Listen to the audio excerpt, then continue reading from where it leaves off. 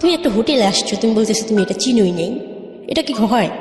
তো এর জন্যই তোমার সাথে রাব বিয়েটা করা, ঠিক আছে? নাহলে তোমার সাথে আমি রাব বিয়ে করতাম না। রিপা আপনার বয়স কত? আর বয়স সঠিক আমি জানি না। আচ্ছা, আপনি সঠিক জানেন না, যারা ওকে দেখবেন তারা বুঝতে পারবেন যে ওর বয়স কত। আমি না না, ধারণা করছি অ্যাকচুয়ালি আমার জন্ম হচ্ছে 1998 সালে। সেই হিসেব হিসাব করলে যেটা আসে আর কি। হ্যাঁ, আচ্ছা, তো তার মানে আগস্টের 22 তারিখ। ওকে, তাহলে 1998 সাল হলে 2019, 21 বছর বয়স।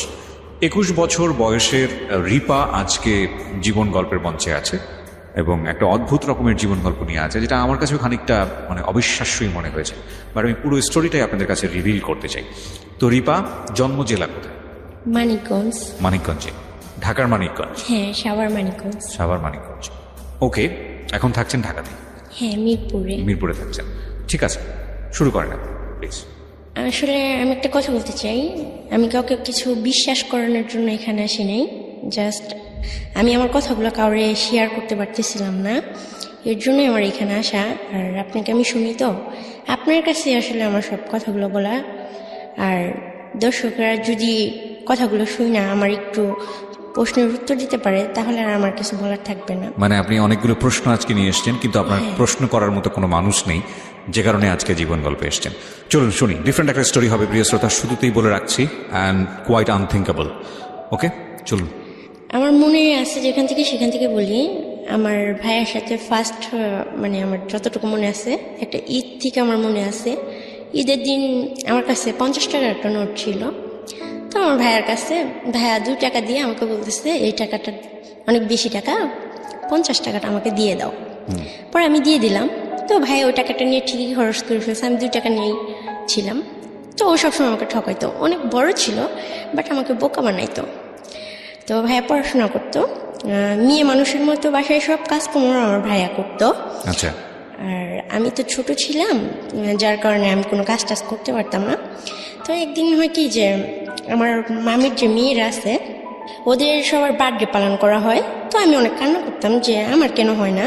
তারপর ওরা সবাই আম্মু আব্বু বলে ডাকতো, বাট আমি ডাকতে পারতাম না, এর জন্য আমার মনটা অনেক খারাপ হতো। তখন ভাইয়াকে বললে ভাইয়া কান্না করতো, বলতো আমি তোমার মা, আমি তোমার বাবা, আমি তোমার সব। আপনার ভাইয়ের সাথে আপনার বয়সের ডিফারেন্স কতটুকু ছিল? মানে অনেক। ভাইয়া তখন মেট্রিক পরীক্ষা দেয় আর আমি তখন 5 থেকে 6 বছর বয়স হবে।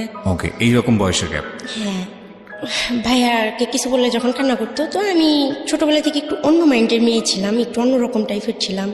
কারো কিছু দেখলে চাওয়া, কারো কিছু দেখলে হ্যাঁ মন চাইতো অনেক কিছু, কিন্তু আমি কাউকে বলতে পারতাম না, আর বললেও হয়তো পেতাম না। আমার ভাইয়াকে আমি একদিন শুধু বলছি যে ভাইয়া ওদের বার্থডে পালন করা হয়, আমার কেন হয় না, আমার কি জন্মদিন হয়নি? তো আমার ভাইয়া কী করলো, ওর কাছে টাকা ছিল না, লুকায়া মানে অনেকগুলো বাচ্চা পোলাপেন নিয়ে মাঠে গেছে। মাঠে যেয়ে একটা পাখি ধরছে, ধরা ভাইয়া জবা করছে। মানে এই দিনটা আমার জীবনে অনেক স্মরণীয়। ওই পাখিটা জবা করা 5 টাকাতে একটা কেক আনছে। তো মাঠের ভিতরে আমার বার্থডে পালন করছে, যার কারণে আমি জানি যে আগস্টের 22 তারিখ আমার বার্থডে। এরকম করে প্রতি বছরই মানে 2 বছর পর্যন্ত আমার জ্ঞান হওয়ার পরে আমার ভাই আমার সাথে ছিল। তারপর একদিন ভুল করে আমি মামির মানে ডাইনিং টেবিলে চেয়ারে বসি, তো আমার মামি আমাকে অনেক মারে যে ওখানে কেন বসলাম। তারপর আমার ভাইয়াও আমাকে ওখানে মারে। পরবর্তীতে ভাইয়া করে কি ছাগল নিয়ে মাঠে যায়, তখন ভাই মাঠে যায় আমাকে জড়ায় ধরে অনেক কান্না করে যে আপু তোর অনেক লাগছে না, তুই রাগ করিস না, তুই বড় হ, আমি তোকে অনেক সুন্দর একটা বাড়ি করে দেবো, সেখানে অনেক চেয়ার টেবিল থাকবে, সেখানে তোকে কেউ মারবে না। আমি আর কিছু বলতাম না, আমি বুঝতাম যে কেমন যেন খারাপ লাগতো, বাট আমার কষ্ট জিনিসটা বুঝতাম না, আমার কান্নাও পাইতো না। এরকম করে ভাইয়া কোনো অন্যায় করলেই খুব মারতো আমার নানা নানি। আর মামিরা খুব বাজে বাজে কথা বলতো। দেখা যেত আমি গোসল করতে গেলে শ্যাম্পু নিয়ে নিতাম, তখন মামি অনেক বড় বড় কথা বলতো যে তোর বাবারই তো ঠিক নেই, তার মেয়ের আবার শ্যাম্পু লাগে নাকি, তো অনেক ধরনের কথা বলতো। তো এরকম করতে করতে একদিন শুক্রবারে আমার ভাইয়ের রেজাল্ট বের হয়েছে। ভাইয়া টিউশনি করতো মাঝে মাঝে, তো প্রতি সপ্তাহে অনেক বাচ্চাদের পড়াইতো। তো ওখান থেকেও দেখা যাচ্ছে আমার নানিকেই টাকা দিয়ে দিত, তারপর আমার জন্য হয়তো 2-10 টাকা হয়তো খরচ করতো এরকম। তো প্রতি বছর ঈদে মামারা জাকাত দান করতো, কুরবানি দিত, বাট আমাদের কারোর সামনে ফেস করতো না। তারা যখন ঘুরতে যাইতো আমাদের 2 ভাই বোনকে বাড়িতে রেখে বাইরে থেকে তালা মারে রেখে চলে যেত। সবাই মার্কেট করতো, অনেক দামি দামি পোশাক কিনতো, তো আমার খুব ইচ্ছা করতো সেগুলো পরার জন্য। দেখা যেত মামিদের জুতোগুলো মোছার জন্য আমাকে দিত, তখন আমি কি করতাম, ছোট ছিলাম তো, পায়ে ঢুকায়া জুতোগুলো বসে থাকতাম যে আমি কবে পড়তে পারবো। তো আমার ভাইয়া মাঝে মাঝে এগুলো দেখতো, আর মামিরা কেউ দেখলে তো মারত। তো আমি কম বেশি একটু দুষ্ট ছিলাম, তো মারটার খাইতাম, তার জন্য ভাইয়াও খুব রাগ করতো। ভাইয়া রাতে অনেক কষ্ট করে পড়াশোনা করতো, তো ভাইয়ার অত বড় মানে বইগুলা আমাকে দিয়ে লেখাইতো, তো না লিখলে কি করতো, মারতো। আমি বুঝতাম না, তবে আমি অনেক সুন্দর লিখতে পারি। আমার হাতের লেখা দেখলে হয়তো কেউ বিশ্বাসই করবে না যে আমি কখনো স্কুলেই যাইনি। তো আমার যখন স্কুলে যাওয়ার বয়স, তখন আমি স্কুলে যেতে পারি না, সব বাচ্চারা স্কুলে যাইতো। তো ভাইয়া বলতো যে আমি তোকে অনেক পড়াশোনা করাবো। তো ভাইয়া যখন রেজাল্ট বের হয়, হঠাৎই একদিন মানে নানি ওকে মারে পিয়ারার জন্য। তো মারার পরে সারা রাত ভাইয়ার কথা বলেনি, শুয়েছিল। তারপরের দিন সকাল 12টার দিকে আমার ভাইয়া দেখি যে ফাঁসি দিছে ঘরের ভিতরে, নানির একটা কাপড় দিয়া। তো ফাঁসি দিছে, দরজাটা বাইরে থেকে লাগানো ছিল। তো আমি খেলতেছিলাম বাচ্চাদের সাথে, তো আমাকে সবাই বলতেছে তোমার ভাইয়া মারা গেছে। তো আমি তো আর বুঝি না যে মারা গেছে এটা কি জিনিস, যে আমার ভাই আর কখনো ফিরে আসবে না, আমাকে বকবেও না। আমার ভাইয়ার লাশটা নিচে নামানো হইলো। সেদিন ফার্স্ট আমি আমার বড় আন্টি দেখলাম। তো ওনার চেহারা, এখন আমি বড় হয়েছি, আমার সেম চেহারাই, বাট উনি একটু ফর্সা ছিল আর অনেক সুন্দরী ছিল। তো উনি অনেক কান্না করতেছিল। তারপর জানি না যে আমার ভাই আসলে কিভাবে মারা গেছে, তবে আমার ভাইয়া মানে মরে যাওয়া, আত্মহত্যা করার মতো ছিলই না, কেননা ভাইয়া তো জানতো যে ভাইয়া ছাড়া আমার আর কেউ নাই। তারপর ভাইয়া মানে পুলিশ আসলো, অনেক লোকজন হলো, আমাকে অনেক জিজ্ঞাসাবাদ করলো, বাট আমাকে কোনো কথা বলতে দিল না, আর আমি তো কিছু বুঝি না। তো ভাইয়াকে মাটি দিয়ে দিল পোস্টমর্টমের পরে। তো সবাই আমাকে নিয়ে আলোচনা করতে শুরু করলো যে ও তো কাজও করতে পারবে না, আর ও বড় হলে ওকে বিয়ে দিবে কে, আর এমনি তো কালো ভূতের মতো হয়েছে, আর ওর মুখ দেখাও তো পাপ, এরকম ধরনের কথা বলতো। তো আমি নানিকে জিজ্ঞেস করতেছি যে আমি তোমাকে নানি বলি কেন, আমার মা নেই কেন? পরে বলতেছে তোমার বাবা খুব খারাপ ছিল, তোমার মাকে খুব টর্চার করতো। তারপর কাজের মহিলাকে যখন তোমার জন্মের 2.5 মাস বয়স, তখন তোমার বাবা ওই মহিলাকে বিয়ে করে, তার কারণে তোমার মা সুইসাইড করেছে, তোমার মা নাই। তখন আমার আন্টি বলতেছে তুই যাবি তোর বাবার কাছে? তখন মামিরা অনেক রাত বিয়ে করে। তো আমি বলছি হ্যাঁ যাব। পরে কয়েক মাস রাখার পরে হঠাৎ করে আমাকে ঢাকা মিরপুর নিয়ে আসে একটা লোকের হাতে আমাকে উঠে দেয়, বলে এটা তোমার বাবা। তো আমার বিশ্বাসই হচ্ছিল না যে লোকটা আমার বাবা। তো উনি আমাকে একটা নতুন জামা কিনে দেয়, ওই দিনকে আমার লাইফে ফার্স্ট আমাকে একটা নতুন জামা কিনে দেয়, আমাকে বেডে বসতে দেয়, তারপর আমাকে মাংস দিয়ে ভাত খেতে দেয়। তো উনি জুয়া খেলতো। তো ওনার যে ওয়াইফ মানে যে কাজের মহিলা ছিল, ওনার 2টা ছেলে বাচ্চা হয়েছে। তো উনি আমাকে বাসায় রেখে যখন বাইরে গেছে, ওনার ওয়াইফ ওনাকে মা বলতে পারবো না, আমি জানিও না যে উনি আমার মা কিনা।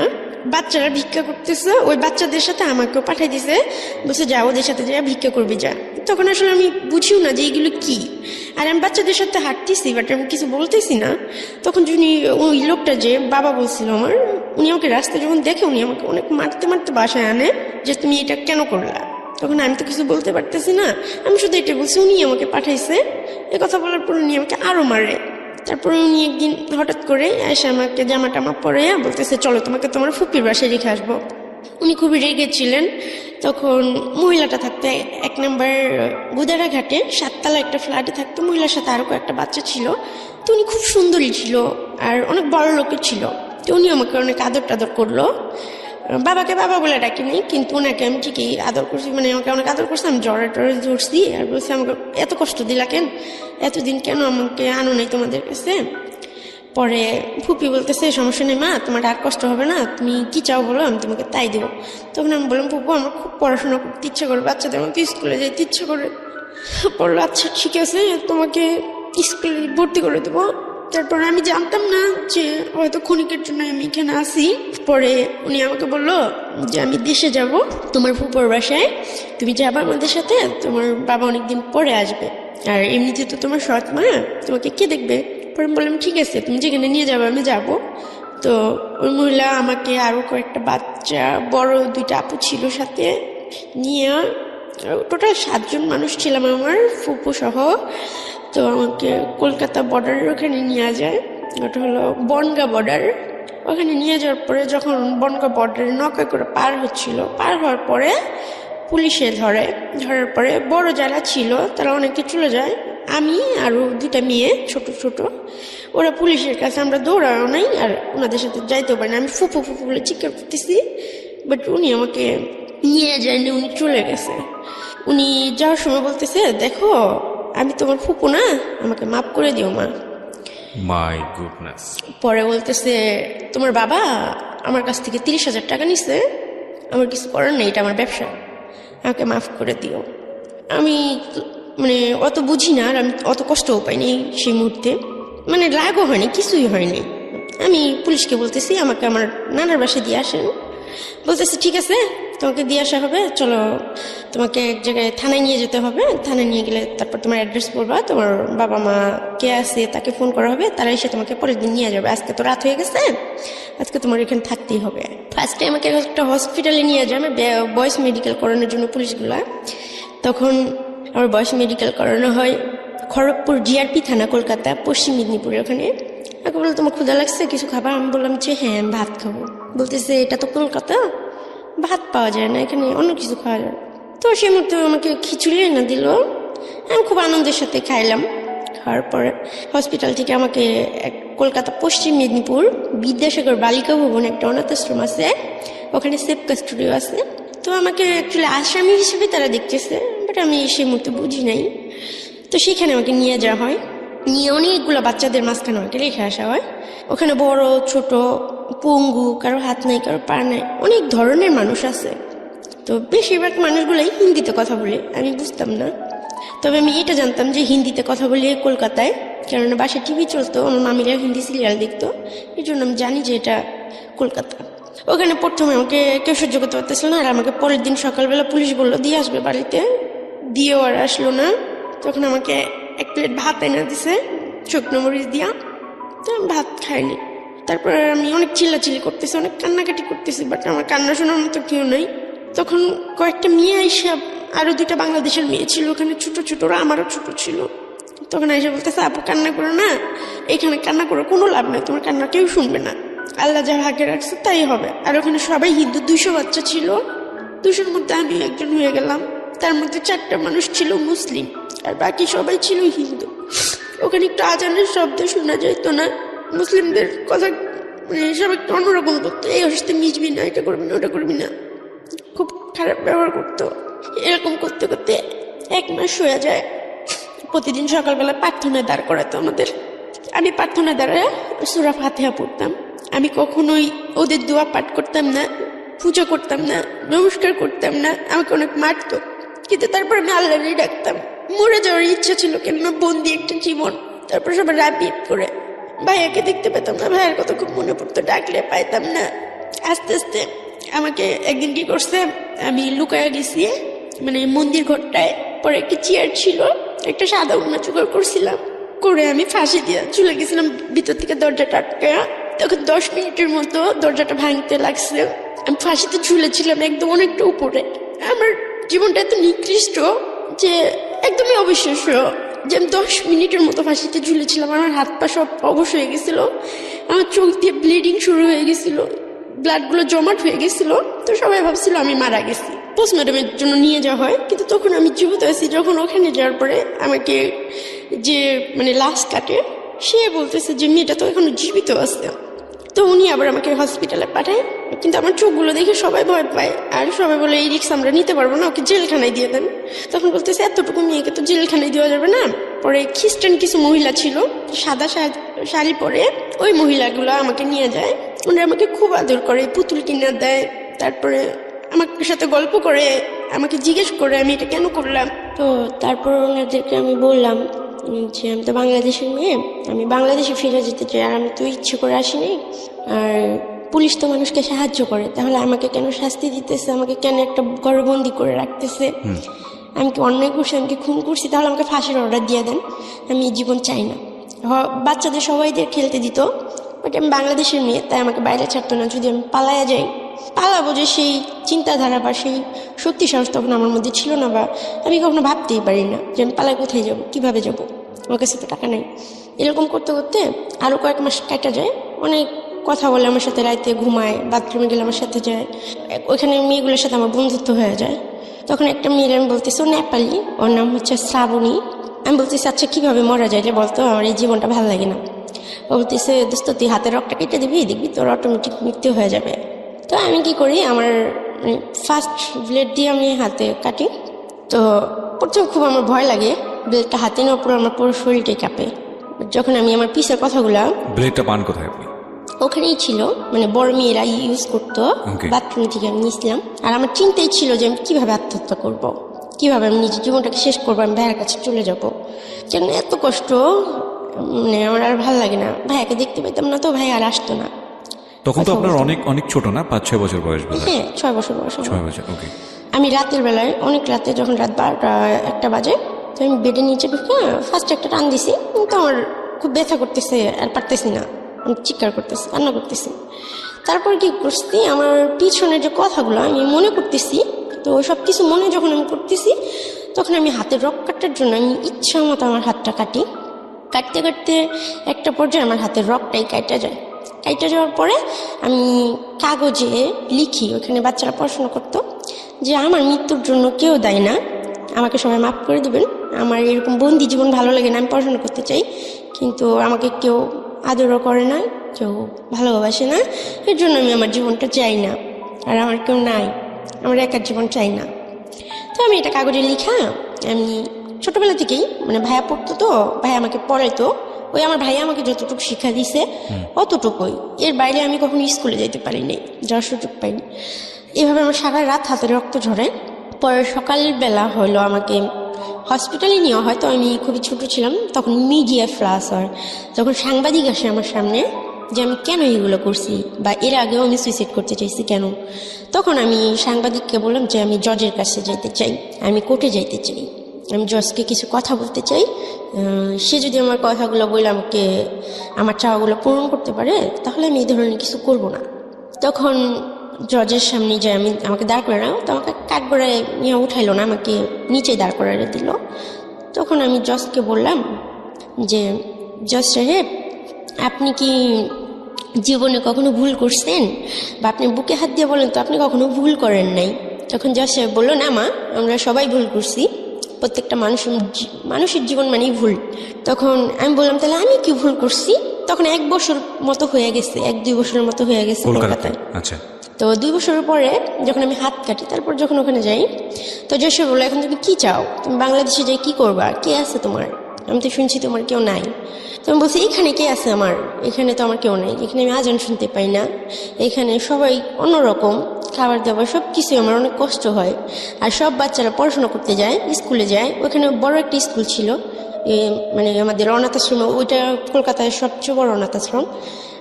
নাম মনে আছে? হ্যাঁ, কলকাতা পশ্চিম মেদিনীপুর বিদ্যাসাগর বালিকা ভবন, আর স্কুলের নাম হচ্ছে বিদ্যাসাগর হাই স্কুল। ওকে। তো ওটা সবাই চিনে, অনেক বড় স্কুল। তো আমি বলতেছি আমারও পড়াশোনা করে ইচ্ছা করে, আমাকে যে এখানে আপনি আটকে রাখছেন, আমি তো কোনো অপরাধ করে আসিনি, আমি তো ছোটো মানুষ, তাহলে যদি আমার ভুল হয়ে থাকে, যে আমি বাংলাদেশের মানুষ, এটা যদি আমার ভুল হয়ে থাকে, আজ থেকে 10 বছর পরে আপনি আমাকে সাজা দিয়ে যখন ছাইড়া দিবেন, তখন আমি কার কাছে যাব, কি করব, আমি পড়াশোনা ছাড়া পথ চলবো কি করে, বা আমার দায়িত্ব নিবে কে, বা 10 বছর পরে আমি কার কাছে যাব, কার কাছে যাবে বলবো যে আমাকে একটু জায়গা দাও, তখন আপনি কি আমার দায়িত্বটা নেবেন। তো জজ সাহেব বললো, দেখো তুমি এখানে থাকতে থাকতে হাতের কাজটা শিখো, তুমি যদি স্কুলে পড়তে চাও আমি তোমাকে স্কুলে পড়াবো, তোমাকে বিয়ে দিয়ে দেবো, তুমি হিন্দু ধর্ম গ্রহণ করে নাও, তোমাকে ভালো একটা ছেলে দেখে আমরা বিয়ে দিয়ে দিব, বাংলাদেশে তোমার ফিরে যাওয়ার দরকার নেই, আর তোমাকে যেভাবে ধরা হয়েছে বাংলাদেশে যাই তুমি কী করবো, আবার সেই কষ্ট পাবো, আবার কেউ বিক্রি করে দেবো। তো আমি বলছি সেটা যাই হোক, আমি দেশে যাই মাটি কেটে খাবো, বাসা কাজ করে খাবো, কিন্তু আমি আমার দেশে ফিরে যেতে চাই। আসলে আমার মনে রাগ ছিল, যে লোকটা আমাকে ওইখানে পাঠাইছে, ওই লোকটাকে খুন করার জন্য আমার বাংলাদেশে ফেরার নেশা ছিল, যে আমি এখানে আসবো একদিনের জন্য হলেও, এসে ওনাকে খুন করবো, তারপর পুলিশ আমাকে যা শাস্তি দেবে আমি মাথা পেতে নেবো। এবং সে লোকটা হচ্ছে আপনার বাবা?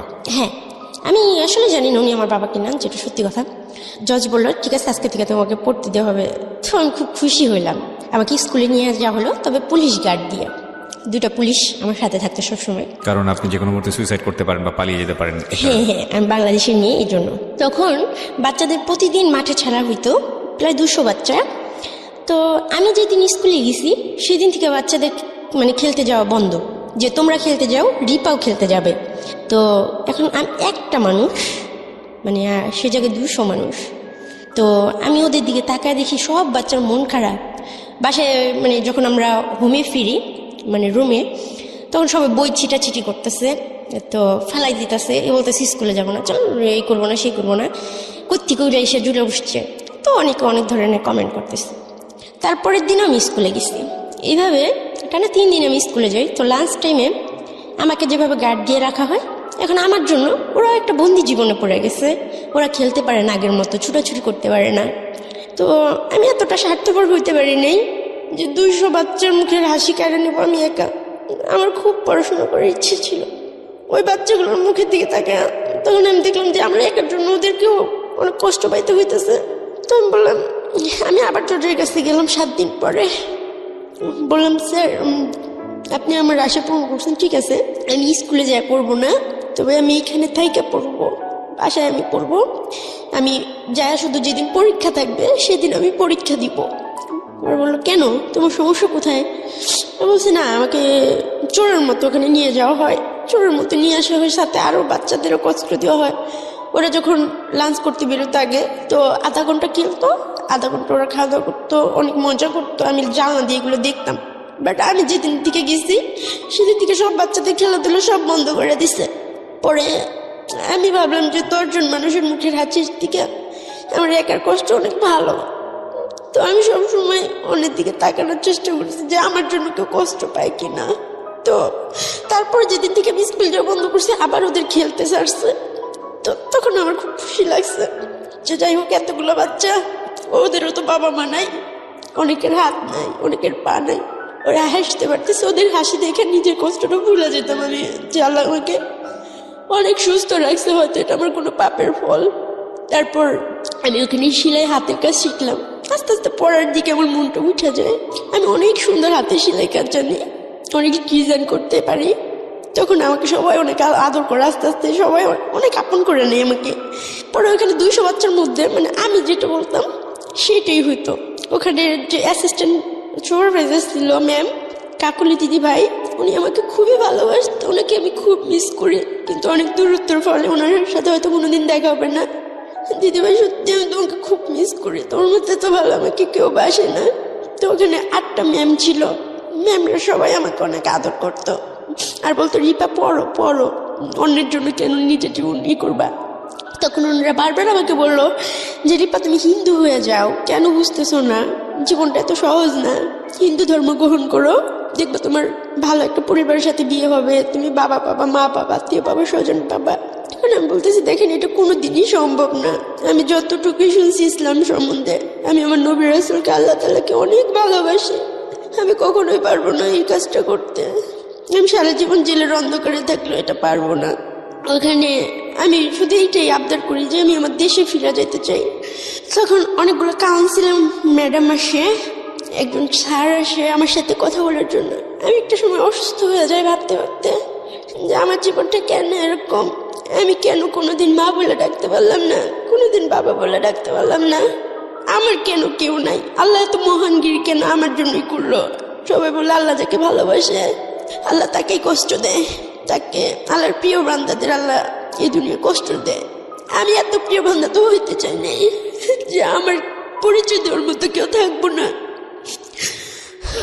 তারপর নবী রাসূলের কথা স্মরণ করে যখনই আমার কষ্ট হতো, ভাই আমাকে সবসময় একটা কথা বলতো যে আমরা শেষ নবীর উম্মত হইতে পারছি, আমরা অনেক ভাগ্যবান রে আপু, আমাদের জীবনে আর কিছু চাই না। আর তিনি অনাথ ছিল, তার বাবা মা ছিল না, তারপরে তার একটা পরিচয় ছিল, তাকে আদর করার মতো তার একটা চাচা ছিল, তাকে অনেক আদর করতো। কিন্তু আমি এমন একটা মেয়ে, এত নিকৃষ্ট একটা মেয়ে, যে আমাকে কেউ কোনোদিন একবার আদর করেনি। বাইরে মানুষ ঘুরতে যায়, কিন্তু ওইখানে কলকাতায় সবাই পিকনিকে যেত, কিন্তু আমাকে বাসায় বন্দি করে রেখে যেত একটা রুমে। তারপর আমার মামার বাড়িতেও সবাই ঈদে ঘুরতে যেত, আমাকে রান্নাঘরে বন্দি করে রেখে যেত। আমি কোনোদিন বাইরে যেয়ে ঘুরতে পারিনি। আমি কালো দেখে কেউ আমাকে ঘুরতে দিত না, পরিচয় দিত না, কেউ আমার সাথে বন্ধুত্ব করতো না। তারপর আমার কাছে কাউন্সিলর ম্যাডামরা আসে, তো মানসিকভাবে খুবই মানে অসুস্থ হয়ে যায়, অনেক প্রশ্ন আমার মনের ভিতর। তো আমার কারোর সাথে কথা এইভাবে কেউ বলে না, কেউ শুনে না, সময় যায় দিন যায়, আমার কথা বলার মতো কেউ নাই। তখন কাউন্সিলর ম্যাডাম আমাকে বলে, তখন আমি ম্যাডামকে বলি যে সবার বাবা মা সবার জন্য কত কিছু করে, আমি এতটাই বিচ্ছিরি দেখতে যে আমার বাবা মার আমাকে দেখে একটু মায়া হইল না ম্যাম। তো আমাকে বলেন তো আমি কি পাপ করছিলাম এতটুকু বয়সে যে আমার 2.5 মাস বয়সে আমার বাবা একটা কাজের মহিলাকে বিয়ে করছে, তার জন্য সবাই আমাকে কেন দায়ী করলো? তারপর আমার ভাইয়াটা খুন হয়েছে বা মারা গেছে, সেটার জন্য আবার আমি কেন দায়ী ম্যাম? মানে মানুষ পাপ করার তো একটা বয়স লাগে। তো ওই বয়সে আমি আল্লাহর কাছে এমন কি পাপ করছিলাম যে পাপের জন্য আল্লাহ আমাকে এরকম ধরনের, মানে এটাকে আমার দিকে মনে হয় যে আমার জন্য একটা শাস্তি, না তো কি আমি জানি না আপনাদের দৃষ্টিতে কি, আমার জন্য মনে হয় যে একটা শাস্তি। তো ম্যাম আমাকে ওই দিনকে বুঝায় বললো, দেখো সব বাবা মা সন্তানের জন্য করে, তাই না রিপা?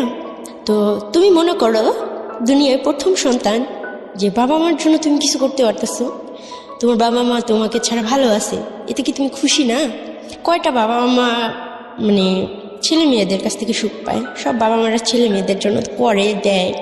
তুমি মনে করো তোমার সুখের জন্য তারা তোমাকে অস্বীকার করে, তাদের নতুন লাইফ নিয়ে তারা অনেক সুখে আছে, তুমি মনে করো যে তোমার বাবা মাকে তুমি কিছু দিতে পারছো, তো তাদের উপর রাগ অভিমানটা ছেড়ে দিয়ে মানে তাদেরকে অভিশাপ দিও না। তুমি মনে করো তোমার বাবা মাকে অনেক কিছু দিছো, তুমি যেটা তোমাকে দেওয়ার কথা ছিল, মার যেটা করার উচিত ছিল, সেটা তুমি মনে করো তোমার মা তোমার মেয়ে, সেটা মনে করা তুমি কষ্ট পাও না। যদি আমার মার জন্য আমি এরকম কিছু করার সুযোগ পাইতাম রিপা, আমি কখনো ছাড়তাম না। তো তখন আমার খুব ভালো লাগছিল ম্যাডামের কথা শুনে, এতদিন পরে যে আমার মনে একটা রাগ ছিল, ঘৃণা ছিল।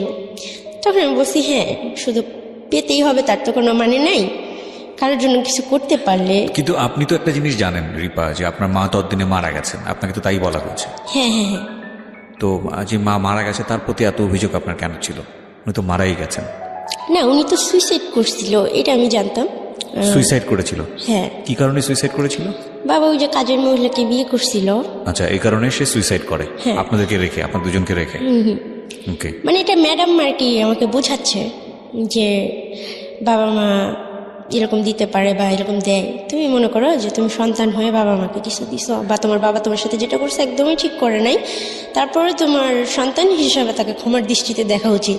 আজকে এই অনুষ্ঠানটা শেষ পর্যন্ত মায়েরা শুনবেন, এবং যেসব মেয়ে বা যেসব ছেলে জীবনে সুইসাইড করা, ছেলেদের বিষয়টা আসলে এখানে ও কীভাবে আসবে আমি জানি না, তবে যেসব মারা সুইসাইড করার মতো জায়গায় চলে যান সন্তান রাখার পরে, তাদের আজকের এই এপিসোডটা শোনা উচিত। এতক্ষণ পর্যন্ত এফোর ওফর হয়ে গিয়েছে অনেকেরই, ইভেন আমি বহুবার চোখের জল মুছেছি আমার। আমি শেষ পর্যন্ত সবাইকে বলবো যে ধৈর্য ধরে আজকের এই জীবন গল্পটা আপনারা শুনবেন আশা করি। রিপা বলুন প্লিজ। তারপর আমি খুশি হই ম্যাডামের কথা শুনে। এতদিন পরে আমার মনে একটু হালকা লাগে যে ঠিক আছে ফাইন, এতদিন একটা রাগ ছিল যে বাবাকে অনেক কিছু করব, উনি যদি আমার বাবা হয়ে থাকে ওনাকে আমি মেরে ফেলবো। আমি যেভাবে হোক বাংলাদেশে এসে, আমি তো ওনার বাসা চিনি, ওনার জায়গা চিনি, ওনাকে এসে আমি যেভাবে হোক খুন করে ফেলবো, তারপর আমার যা হবে। তো এরকম করতে করতে অনেকগুলো বছর কাটা যায়, আমার আর পড়াশোনা হয় না। মাঝে মাঝে আমি বইগুলো পড়তাম, এরকম পড়তে পড়তে ক্লাস 5-এর বই পর্যন্ত আমি বাসায় মানে ওই হোমে আইনা পড়তাম। তো ম্যাডামরা আমাকে পড়াইতো, তো আমার পড়ার দিকে মন ছিল না একটা সময়, যে সবাই স্কুলে যে পড়ে আমি যাইতে পারি না, বা এরকমভাবে আর আসলে হয় না, সবাই মজা করে, বা আমি সেই জিনিসটা পাই না। পরে আমি হাতে সেলাই কাজটা শিখে আমি শাড়ি এমব্রয়ডারি করে দিই, অনেক ধরনের সেলাই কাজ করি আমি। তো আমাকে দিয়ে ম্যামরা সেলাই কাজ টাজ করে, পরে ম্যাডামরা বাসা থেকে খাবার আনে, আমাকে ভালো ভালো খাবার খাওয়াতো। আর সবাই আমাকে এটাই বুঝাইতো, রিপা হিন্দু ধর্ম গ্রহণ করো না, তোমাকে বিয়ে দিয়ে দিব, তোমার আর কোনো কষ্ট থাকবে না। কিন্তু আমি কখনো রাজি ছিলাম না, যেভাবে হোক আমি আমার বাংলাদেশে ফিরে আসতে চাইতেছিলাম। তো এরকম করতে করতে 2014 সাল পর্যন্ত আমি ওখানে থাকি। 2015 সালের ডিসেম্বর মাসের 19 তারিখ পর্যন্ত আমি কলকাতায় ছিলাম। তো হঠাৎ একদিন ম্যাম আমাকে ডেকে বলতেছে, রিপা তোমার 2015 সাল পর্যন্ত? হ্যাঁ। ওকে। 15 সালের ডিসেম্বর মাসের 19 তারিখ পর্যন্ত আমি, মানে 4 বছর আগের ঘটনা এটা প্রিয় শ্রোতা। ও বাংলাদেশে, তার মানে হিসাব যদি করি আমরা, মাত্র 4 বছর আগে ব্যাক করেছে, এবং ওর বয়স যদি 22-23 হয়ে থাকে তাহলে আপনি হিসাব করে নেবেন যে 6 বছরে হলো ও পাচার হয়ে যায়, এবং ওর বাবা ওকে বিক্রি করে দেয় ওর কথা অনুসারে 30,000 টাকা দিয়ে, এবং সেই হিসেবে ওর হোমে থাকার বয়স কম করে হলেও 12 থেকে 13 বছর, হিসেবে তো সেরকমই বলে। হ্যাঁ, এবং এই 12 থেকে 13 বছর হচ্ছে ওর হোম জীবনের গল্প, এটা সবচেয়ে ইম্পর্টেন্ট গল্প। হ্যাঁ বলেন। তারপর ওখান থেকে আমাকে বলা হয় যে রিপা, তোমাকে বাংলাদেশে যাওয়ার অর্ডার আসছে, আমার সাথে আরও 4টা মেয়ে আসতে পারে বাংলাদেশে। কিভাবে এটা হঠাৎ করে আপনি এটা পেলেন? মানে ওই যে আমি যে বারবার সুইসাইড করতে চাইতাম, ও, আর মানে এরপর মিডিয়া আপনি বেশ কয়েকবার ট্রাই করছেন সুইসাইড করার জন্য? 2বার ট্রাই করছি। একবার আমি ফাঁসি দিছি, একবার আমার হাতে রক কেটে ফেলছি। ওই যে যে দুটো গল্প বললেন ওটাই? তারপর? তো তারপর আমি না খেয়ে থাকতাম, মাঝে মাঝে অনেক জিদ করতাম যে আমাকে সবাই মারো, আমাকে মেরে ফেলো, অনেক ঝগড়াঝাটি করতাম। তো সবাই একটা পর্যায়ে আমাকে অনেক ভালোবাসা দিয়ে মানে ভরায় রাখতো। আর যখন আমি প্রথম যাই তখন সবাই খুব দূর দূর করতো, এসব শহরে এখানে আসবা না, এখানে আসা নিষেধ, এটা ম্যাডামের রুম আসবা না, এই সেই টিভি রুমে আসবে না, এই ওই মুসলিম, ওর সাথে কথা বলিস না, এরকম ধরনের কথা বলতো। তো যখন আমি হাতে কাজ শিখি, তারপরে আমি সবার সাথে গল্প করি, সবার সাথে কথা বলি, সবাই আমাকে অনেক আদর করে নিজের সন্তানের মতো। 8 জন স্টাফ ছিল, 8 জনের মধ্যে 8 জনই আমাকে ভালোবাসতো। আর আমি পুতুল নিয়ে খেলতাম, তো দিদি ভাইরা আমাকে পুতুল আইনা দিত, আমাকে একটা ডায়েরি এনে দিচ্ছিল। দিদি ভাইয়ের কথা আমি কোনোদিন ভুলবো না, দিদি ভাই আমাকে অনেক আদর করতো। আমার কাকলি দিদি ভাই আর কয়েকটা ফ্রেন্ড ছিল। আমার একটা দিদি ছিল, মানে ওখানে দিদি মানে বড় আপুকে বলা হয়তো। তো সবাই অনেক আদর করতো। পরে আমি বারবার জজের কাছে যাওয়ার চেষ্টা করি, ওখানে মাঝে মাঝে সাংবাদিক আসতো বাচ্চাদের জিজ্ঞাসাবাদ করার জন্য, তাদের খাওয়া দাওয়া কেমন হচ্ছে, তাদের রান্না কেমন হয়, এই সেই অনেক কিছু বলতো। তো আমাদের হোমের রান্না অনেক বাজে হইতো, তো কেউ কিছু বলার সাহস পেত না, কেননা মারবে, হয়তো হোম থেকে বের করে দিবে। কিন্তু আমার তো মৃত্যুর ভয় ছিল না, যার কারণে আমি সবার উপরে যে সবসময় তর্ক করতাম। একদিনকে সাংবাদিকদের আমি বলতেছি যে আপনারা আমাদের সাথে বসে এক বেলা যদি ভাত খান তাহলে আমাদের আর কিছু বলার থাকবে না। তখন বললো, কেন এই কথা কেন বললা? আমি কই, হ্যাঁ এখানে খুবই ভালো খাবার দেওয়া হয় তো সেই জন্য। তখন ওনারা রাজি হলো। তো খাবারগুলো যখন আমি বলছি হঠাৎ করে মানে এটা হবে, আপনারা বলে কই আসবেন ভালো করে রান্না হবে বা খারাপ করে রান্না হবে আপনাদের জন্য, এটা তো হবে না, আমাদের সাথে বসে খেতে হবে। তো আমার কথাটা ওখানে স্মরণীয় হয়ে গেছে, পুরো কলকাতার মানুষই বোধহয় আমার নামটা চেনা হয়ে গেছে যে রিপা নামের কোনো একটা মেয়ে এই অনাথ আশ্রমে ছিল। ওই মিডিয়ার লোকজন আসে আমাদের খাবারগুলো দেখে, তারা কেউ খাইতে পারে না। তারপরে ওখানে ক্যামেরা লাগানোর ব্যবস্থা হয় ভিতরে হল রুমে, ডাইনিং রুমে। তারপর রান্নার জন্য ওখানে বাচ্চারা রান্না করতাম আমরা সবাই মিলে, 200 মেয়ের রান্না, 7 জন করে রান্না করতাম, ফুলোর মুছতাম, তারপরে অনেক কিছু করতাম। তো তারপর বা হয়তো অনেক কিছু মেপে টেপে দেওয়া হতো বা খাবার টাবার অনেক বাজে হতো। পরে ওই ক্যামেরা লাগানোর ব্যবস্থা হলো, রান্নার জন্য কুক দেওয়া হলো। সেটা কিন্তু আমি বলবো না আমার জন্য, বাট আমি চেষ্টা করছি, কেননা আমার মায়ের খাওয়ারও ভয় ছিল না, মৃত্যুরও ভয় ছিল না, বা আমাকে বের করে দিবে, আমি তো চাই আমাকে বের করে দেবে, যার কারণে এই কথাগুলো বলার সাহস আমি পাইতাম। তারপর আস্তে আস্তে আমাদের ওখানে সব কিছু ভালো পরিবেশ হয়ে যায়, আর আমার সাথেও সবার সাথে ভালো একটা বন্ডিং হয়ে যায়। আর বাচ্চারাও আস্তে আস্তে আমাকে অনেক ভালোবাসতে শুরু করে। একটা সময় ওরা আমাকে ভালোবাসতো না, তো মিশতো না কেউ আমার সাথে। তারপরে বাইরে খেলতে যাওয়ার বিষয়টা, বাইরে ঘুরতে যাওয়ার বিষয়টা, সব কিছু আমি মিডিয়ার সামনে সবসময় ফেস করতাম, যেটা ইচ্ছা করতো। টিভি দেখতে দিতেও 1 ঘন্টা প্রতি সপ্তাহে একদিন। তখন আমি যখন লোকজন আসতো বাইরে থেকে, তো আমি সবসময় আগে আগে কথা বলতাম যে এরকম জেলখানার মতো জীবন আমাদের কেন দেওয়া হয়েছে, আমরা কি আসামি, আমরা কি খুন করে আসছি, সে বলতাম। তো বলতো যে কি কি সমস্যা, আমাকে বারবার মানে কয়েকবার না হলেও 8-10 বার কোর্টে নিয়ে যাওয়া হয়েছে আমার ইচ্ছাগুলো শোনার জন্য, বা আমি সুইসাইড করতে চাই। ওখানে বাচ্চাদের অনেক মূল্যায়ন করা হয়, একটা বাচ্চা যদি মারা যায় তাহলে কর্তৃপক্ষ দায়ী। তারপরে আর ওই হোমটা সত্যি যারা জানেন, যারা শুনছেন, তারা বুঝতে পারবেন যে ওই হোমটা আসলে কীরকম। আর বিদ্যাসাগরের নাম করাই আমাদেরকে টিভি দেখে প্রতিদিনই দেখতে দেওয়া হলো, খাবার দাবার ভালো ব্যবস্থা হলো। এরকম করতে করতে দেখতেছে যে ম্যামরা দেখতেছে যে রিপা যা শুরু করছে, মানে পুরো হোমটাকে আমি চেঞ্জ করে দিয়েছিলাম। সেটা শুধু আমার মৃত্যুর ভয় ছিল না, মায়ের খাওয়ার ভয় ছিল না, সেই জন্য আমি পারছিলাম। তো আমার জন্য একটা সময় বাচ্চারা অনেক স্বাধীনতা পাইছে, ওরা নাচের প্রোগ্রাম করতে করতো, সে করতো, কিন্তু আমি যাইতে পারতাম না ওদের সাথে। তারপর ওরা খুশি হয়ে যখন ফিরে আসতো, সবাই আমার জন্য অনেক গিফট নিয়ে আসতো, আমাকে সবাই খুব ভালোবাসতো, দিদি ভাইরাও খুব ভালোবাসতো। তারপর আস্তে আস্তে হোমের পরিবেশটা চেঞ্জ হয়। আর আমার এসব জন্য থাকতে থাকতে হঠাৎ আমার মন মেজাজ খারাপ হয়ে যেত। যতই ভালো থাকি না কেন, যতই টিভি দেখি না কেন, যাই করি না কেন, আমার বাংলাদেশে আসার জন্য খুব মন খারাপ হতো, মন চাইতো যে আমি মরে যাই। আমি আবারও ট্রাই করছি, যে আমি খাওয়া দাওয়া ছেড়ে দিচ্ছি, যে আমি যেভাবে হোক আমি বাংলাদেশে যাব, আর 2014 সালে যদি আমি বাংলাদেশে না যেতে পারি আমি যেভাবেই হোক মারা যাবো। ছাদে ওঠার মতো কোনো চান্স ছিল না, ওটা ছিল 3 তলা, যে আমি ছাদে থেকে লাভ দেবো, আমার এরকম চিন্তা ছিল। বা কীভাবে মরা যায়, আমি কীভাবে মরবো, তো অনেক নিজে অনেক কষ্ট দিতাম। তো এরকম করতে করতে নতুন ম্যাম আসলো, সে বললো যে না, ওকে 18 হয়ে গেছে, 18 হইলে ওকে জেলে পাঠিয়ে দেওয়া হবে, ও অনেক মানসিকভাবে মানে সুস্থ না। তখন আমি বললাম ঠিক আছে, আমাকে জেলে দিয়ে দেন, এমনভাবে একটা মামলা দিয়ে দেন যাতে আমাকে ফাঁসির অর্ডার দিয়ে দেয়, কারণ আমি চাই না এই পৃথিবীতে আর থাকতে, এত সুন্দর আল্লাহর দুনিয়া আমি থাকতে আর চাই না। তখন ম্যাম বলতেছে জেলখানা খুবই খারাপ, সেখানে তোমার সাথে কী করা হবে তুমি কি জানো? জানো না, সেখানে কয়েদিরা তোমার সাথে শারীরিক সম্পর্ক করবে, এই করবে সেই করবে, মারবে, অনেক কষ্ট দিবে, এটা তো ভালো জায়গা, ভালো লাগে না তোমার, তাই না? আর না হলে তোমাকে বৃদ্ধাশ্রমে পাঠিয়ে দেওয়া হবে, এরকম ধরনের কথা আমাকে বলে, যে তোমার বয়স 18 হয়ে গেছে, এখানে তো আর রাখা যাবে না, তোমাকে বৃদ্ধাশ্রমে পাঠিয়ে দেওয়া হবে। আমি বলতেছি এই সমস্যা নেই, আমি যদি বাংলাদেশে এই থেকে না যেতে পারি আমার লাস্টে যাবে, সেটা যেভাবেই হোক। পরে আমাকে হঠাৎই ওই ম্যাম ডাকলো সকালবেলা, আমার সাথে আরও 4টা যে মেয়ে ছিল, সবারই বাংলাদেশের সরকারের সাথে একটা ডিমান্ড হয়, আর আমি আমার নানার বাড়ির যে অ্যাড্রেসটা সেটা আমি ফুললি একটা কাগজে লিখে দিই। খুবই ক্ষুদ্র ক্ষুদ্র জায়গাগুলো, কত টাকা রিক্সা ভাড়া লাগবে, কি লাগবে, সব কিছু যতটুকু আমার মনে থাকে, পাশে কটা দোকান আছে, মসজিদ আছে, ঘর আছে, আমার মামার নাম কি, নানার নাম কি, সব কিছু আমি লিখে দিই একটা কি কাগজে। ছিল আপনার পরিচয়, অ্যাড্রেসটাকে আমি নিজেও জানতে চাই একটু। থানা জেলা মানিকগঞ্জ, পোস্ট গড়পাড়া, গ্রাম বাঙ্গালা। আমার নানার নাম হচ্ছে, মানে ওনাদের নাম আমি বলতে চাই না। ঠিক আছে, ওকে ফাইন, ওকে। আমি আসলে ইন্সপায়ার, যদি আপনি না জান তাহলে আমি আসলে ইন্সপায়ার করছি না। ওকে ফাইন, বলুন তারপর। তো কেননা ওনাদের কেউ আজকে হয়তো ওই জায়গার মানুষও কেউ শুনবে, তখন বলবে যে ওনারা এরকম হইতে পারে। কেউ আমার আপনজনদেরকে আমি বলবো ঠিক আছে, অন্য কেউ অসম্মান করবে, সেটা আমি চাইবো না। তাদের অসম্মান করার জন্য আমি গল্পটা বলা না, আমার গল্পটা বলা হচ্ছে আমার বুকটা ব্যথায় ভরে আছে, আমার খুব কষ্ট হয়, এইসব কথাগুলো নিয়ে আমি আর চলতে পারতেছি না, আমার নিজের অনেক অপরাধ মনে হয়, এর জন্য আমার কথাগুলো বলা। তো আমাদের বাংলাদেশে আসার ব্যবস্থা হয়, তো সুপার ম্যাম আমাদের নিজে বাংলাদেশের বর্ডারে দিয়ে যায়, পুলিশের হাতে হ্যান্ড ওভার করে। তো 2015 সালে, তারিখ মনে আছে? হ্যাঁ, 2015 সালের ডিসেম্বরের 19 তারিখ। 19 তারিখ।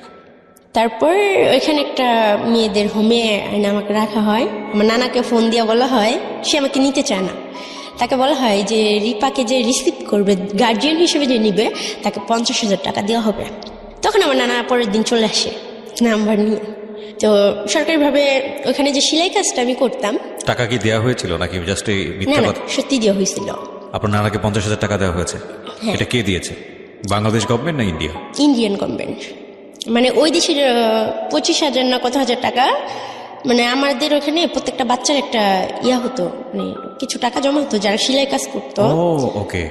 তাছাড়াও মানে বাচ্চাদের জন্য একটা ভবিষ্যৎ চিন্তা করে, যখন একটা বাচ্চা বের হয় 18 বছর পূর্ণ হওয়ার পরে, তখন ওই অ্যামাউন্টটা তাকে দিয়ে দেওয়া হয়, ওই টাকাটা দিয়ে দেওয়া হয়। তো আর আমাকে তো সবাই করতো, আর আমি অনেক কাজ করতাম, অনেক সেলাই কাজ টাজ করতাম। কি কি ধরনের সেলাই কাজ পারেন আপনি?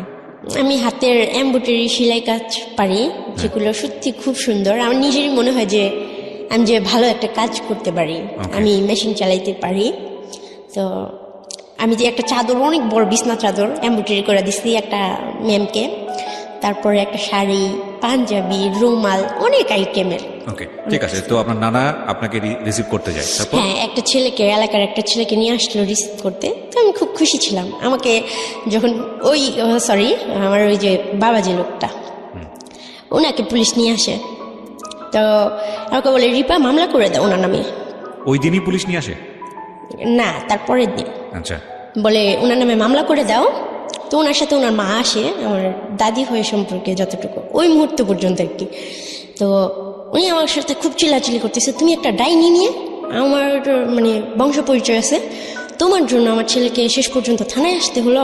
আমার ছেলে এরকম কাজ করতেই পারে না, আমার ছেলে তোমাকে চিনেই না। ঠিক আছে, পরে আমি বলতেছি, আমি কান্না করে দিছি যে আপনার এই বয়স আইসা আপনার ছেলের জন্য আপনার কত মায়া, সে এখানে আসছে, আপনি মানে 2-10 মিনিট হয়েছে আসছে, তাকে নিয়ে আসছে, আপনার খারাপ লাগতেছে, অসম্মান মনে হইতেছে, কত কিছু। আপনার এই ভালোবাসাটা আমার খুব ভালো লাগতেছে, কিন্তু আমি খুব দুর্ভাগ্য একটা মেয়ে যে এই খারাপ লাগাটা আমার মার মধ্যে হইল না, আমার বাবার মধ্যে হইল না।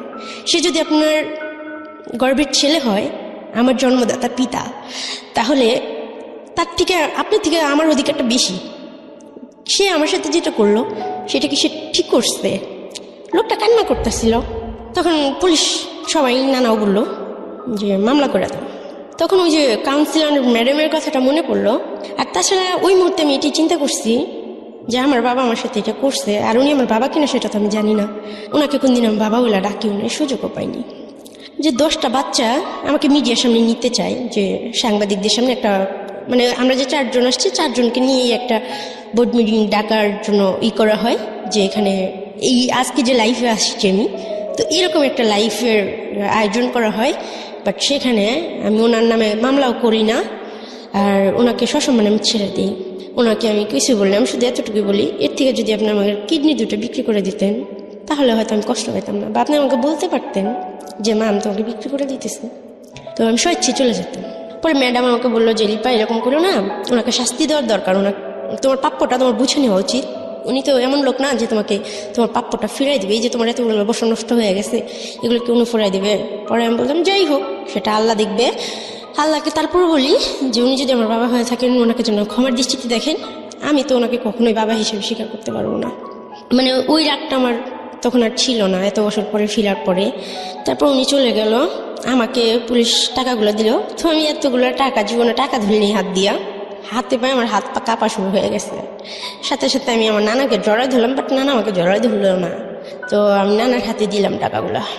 দেওয়ার পরে আমাকে বাসায় নিয়ে গেলাম, খুব খুশি ছিলাম। বাসায় নিয়ে যাওয়ার পর ম্যাডাম আমাকে ডাকলো যে রিপা আসো, তোমাকে লাইভে করবো। আমি চাই যে এই ভুলটার জন্য কেউ না করে। বাট ওই মুহূর্তে আমার মনে হচ্ছিল না, আমি মিডিয়ার সামনে ফেস হবো না, আমি জব করবো, আমি নিজের পায়ে নিজে এস্টাবলিশ হবো। আমি চাই না আমাকে সবাই এইভাবে চিনুক জানুক। তো আমার কাছে ভালো লাগে নাই। তাছাড়া আমার মনে হয়েছে যে যদি 10টা বাচ্চা শুনে যে একটা 6 বছরের বাচ্চাকে বাবা জোয়ার টেবিলে বিক্রি করে দিতে পারে, তাদের বাবারা যদি নেশা করে, তখন ওই বাচ্চাদের ভিতরে একটা আতঙ্ক হবে যে আমার বাবা তো এরকম করতে পারে। করবে না, তারপরেও এটা নিয়ে 1 মিনিটের জন্য যদি ভাবে, সেটাই হবে আমার জন্য খারাপ লাগা। তো সেই জন্যই আমি আমার বাবাকে কারোর সঙ্গে ফেস করলাম না। আর আমি আসলে জানি না যে উনি আমার বাবাকে না। তারপর আমি বাড়িতে গেলাম।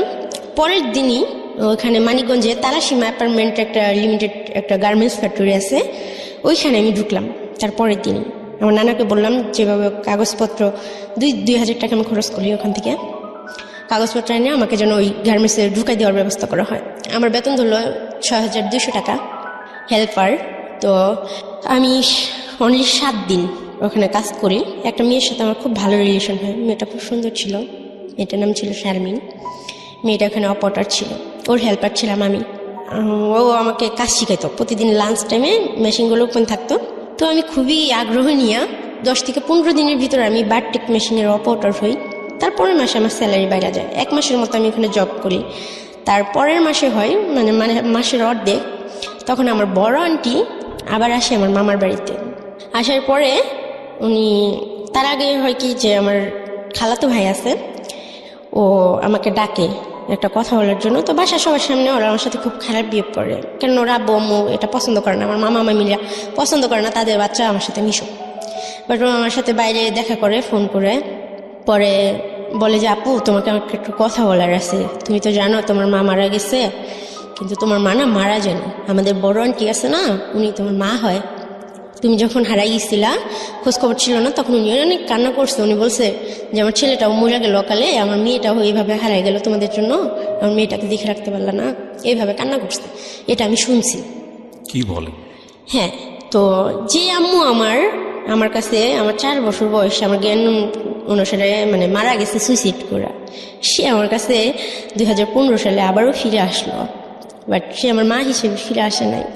দাঁড়ান একটু পজ নিচ্ছি, কজ ওভারলোডেড হয়ে যাচ্ছে আসলে। মানে আমি অনেক দিন পরে এরকম স্পিচলেস অবস্থায় কোনো স্টোরি আমি শুনছি যেখানে আমার ইন্টারাকশন 0। আমি কথা বলতেই চাই না, কজ আমি আপনাদের এই ফ্লোটা নষ্ট করতে চাই না। কিন্তু আমার একটা কোয়েরি, যেটা আমার মনে হয় আমার লিসনারদেরও কোয়েরি, সেটা হলো যে আপনাকে বলা হয়েছে আপনার মা সুইসাইড করে মারা গেছে, আবার বাবার প্রেজেন্সও ছিল এখানে।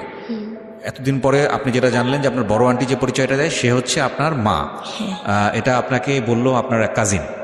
না, আমার খালাতো ভাই। ও তো কাজিনই হয়। তাহলে খালাতো ভাই আপনাকে বললো, তারপরে আপনি এটাকে সত্য না মিথ্যা আপনি যাচাই করেননি বিষয়টা? 100%। কি করলেন আপনি? স্টেপ বাই স্টেপ জান প্লিজ। আমি আমার নানার সাথে কথা বললাম যে নানা উনি কি আমার মা হয়? বলতেছে না, এসব কথা তোমাকে কে বলছে? তো আমি অনেক খুশি ছিলাম, ওনার কথা মনে করলে আমি সত্যি খুব খুশি লাগে। তো আমার মা এত সুন্দর, উনি আমার মা, মানে এরকম ভাবতেছে। যাকে ওনার আপনি একটা, বড় আন্টি হিসেবে জানেন। হ্যাঁ, ওনার একটা ছেলে আছে, তো ওনার ছেলের নাম হচ্ছে রাফি। ওনার বিয়ে হয়েছে খুব ভালো পরিবারে, তো সেখানে নাকি বলা হয়েছিল যে সে আনম্যারিড। আর আমরা যে তার হাজব্যান্ড অনেক ভালো, যার কারণে একটা ছেলে অবশ্যই তো বুঝতে পারে যে একটা মহিলার যদি দুটো বাচ্চা হয় সে অবশ্যই বিয়ের পর বুঝতে পারবে, যতই সে তাকে বলা হোক আনম্যারিড। বাট সে অনেক সুন্দরী ছিল, শিক্ষিত ছিল। আর আমাকে হয়তো জানি না এইসব বিষয়, তাদের ঘরের বিষয় কি কথা হয়েছে, কি কি হয়েছে না হয়েছে, বা সে আসলেই কতটা ফেস করছে আমি আসলে জানি না। তাই তার সম্বন্ধে আমার কখনো রাগ হওয়ার কোনো প্রশ্ন আসে নাই একটা দিক থেকে, যে যেভাবেই হোক তার বাবা মারটা খাইছি পড়ছি, বা আমরা দুইটা ভাই বোনে তার বাবা মার কাছে ছিলাম। আমার যে দাদা দাদির যেটা করার ছিল সেটা সে করে না। আমার বাবার প্রতি আমার অনেক অভিযোগ ছিল, কিন্তু আমার মার প্রতি আমার কোনো দোষ দেওয়ার ছিল না। যে সে স্বীকৃতি না দিল, তার বাবা মাই তো আমাকে পরিচয় দিছে বা রাখছে। একটা মুরগির বাচ্চা পালাও অনেক কষ্ট, সেই ক্ষেত্রে একটা মানুষের বাচ্চা পালা যে কত কষ্ট, আর 2.5 মাস বয়স থেকে, সেটা আমি মিন করতাম। আমি সবসময় সব কিছু নিয়ে অনেক ভাবি, তো এসব ভাইরা আমি কিছু বলিনি না, কিন্তু আপনাকে তো সামহাও ফাইন্ড আউট করতে হবে যে রিজনটা আসলে কি ছিল, বা আপনার বড় আন্টিকে হলেও তো আপনার কোশ্চেন করার কথা। আপনি কি করলেন? হ্যাঁ, তো আমি কোশ্চিন করবো কি, উনি যেদিন আসছে ওই দিন রাতের বেলা আমাকে রুমে ডাকছে। তো আমি ভাবছি ওই যে ভাইয়া বলছে অনেক কান্না করছিল, দেখো রিপা তুমি তো, আমি ভাবছি আমাকে মেয়ে হিসেবেই বলবে। তো তখন ওনার সাথে যে আমি আপনি করে বা কিছু প্রশ্ন করব, এসব সাহস আমি পাইতেছি না। তো আমি ভাবছি আমাকে বুকে জড়ায় ধরবে, আমাকে ধরে হয়তো কান্না করবে, বা আমাকে বলবে যে যা হয়েছে হয়েছে। কিন্তু উনি তার বিপরীতই বলল। উনি বললো যে দেখো, আমার ভাইয়াদের একটা সম্মান আছে, তাদের 2টা মেয়ে আছে, ছোট ভাইয়ের একটা ছেলে আছে, তাদের ভবিষ্যৎ আছে। তুমি কলকাতায় ছিলা, তোমার বাবা তোমার সাথে যেটা করছে, এখন অতীত নিয়ে তো ভাইবা লাভ নাই। তবে তুমি একটা কাজ করো, আমার কথা শোনো। তবে আমার ইচ্ছা ছিল আমার মার খুশির জন্য আমি সব করতে পারবো। আর আমার মা, আমি এটা জানতে পারছি যে আমার মার নামটাই আমি জানতাম না, সেখানে জানতে পারছি আমার মা। আমার খুব ইচ্ছা করতেছিল যে আমার মাকে আমি জড়ায় ধরবো, আমার অধিকার আছে, বাট আমি সেই সাহস কখনোই পাইনি। তো উনি কথা বলতেছিল, আমি খুব মন দিয়ে ওনাকে শুধু দেখতেছিলাম আর শুনতেছিলাম। তো আমি অনেক কান্না করতেছিলাম, ওনার কথা শুনে কিছু বলার মতো সাহস আমার ছিল না তখনও পর্যন্ত। উনি আমাকে বললো যে তোমার জায়গায় আমি থাকলে আত্মহত্যা করে মরে যেতাম, এখানে ফিরে আসতাম না। কলকাতায় তুমি কি করছো না করছো এটা কি সবাই জানে? সবাই জানে যে তুমি বাজে কোনো কিছুই করছো। এখন আমার ভাইয়ের মেয়েদের ভবিষ্যৎ নিয়ে টানাটানি, তুমি কি চাও যে তোমার ভাইকে পাইলে আমাদের ভুল হয়েছে, তোমরা সারাটা জীবন আমাদের কাছ থেকে শুধু নিবাই? তুমি নিজে কিছু করো, তুমি যখন চাকরি করতেছো ঢাকা চলে যাও, ঢাকা চাকরির অভাব নাই, ঢাকা থাকার জায়গার অভাব হবে না। কিন্তু আমি তো বাংলাদেশটাকে চিনতামই না, জানতামই না, আমি তো পড়াশোনাও করিনি, আমার তো আপন কেউ ছিল না। তখন আমি তাকে বলছিলাম যে দেখেন আমার তো ঢাকার সম্বন্ধে কোনো আইডিয়া নাই, আমি তো চিনি না, আমি কার কাছে যাব, আপনি একটু বোঝার চেষ্টা করেন। ওখানে আমি টাকা দিয়েই থাকতাম নানার কাছে, প্রতি মাসে আমি 7,000 টাকা স্যালারি পাইতাম। প্রথম মাসের বেতন পাই আমি নানির হাতে দিয়ে দিই, আমি সবার জন্য কেনাকাটা করি। তো টাকা খুব অল্প ছিল, তো আমার খালাতো ভাইয়ের জন্য আমি একটা পাঞ্জাবি কিনি, সবার জন্য অল্প অল্প আমি যা পারি আমার নানির হাতে দিয়ে কিনাই।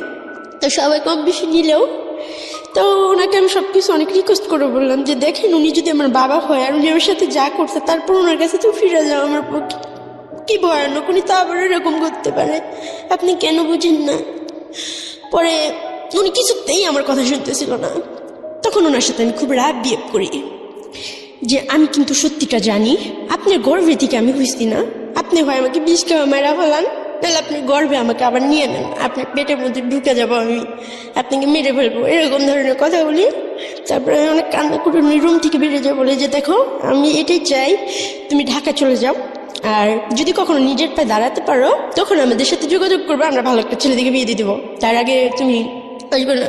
তখন আমি বলছি যে আপনি যে আমার মা এটা আপনি স্বীকার করেন না, বুঝতেছো? তুমি কি করো হাও এটা, তুমি নিজের দিকে তাকায় দেখো তো, তুমি আমার মেয়ে, আমার শুধু একটা ছেলেই আছে, আমার কোনো মেয়ে নেই। আর তোমার মা আমি কেন হবো? তোমার ভাই আমাদের বাসায় কাজ করতো, তোমার ভাইয়া তোমাকে কোথা থেকে নিয়ে আসছে, আমরা কিছু জানি না।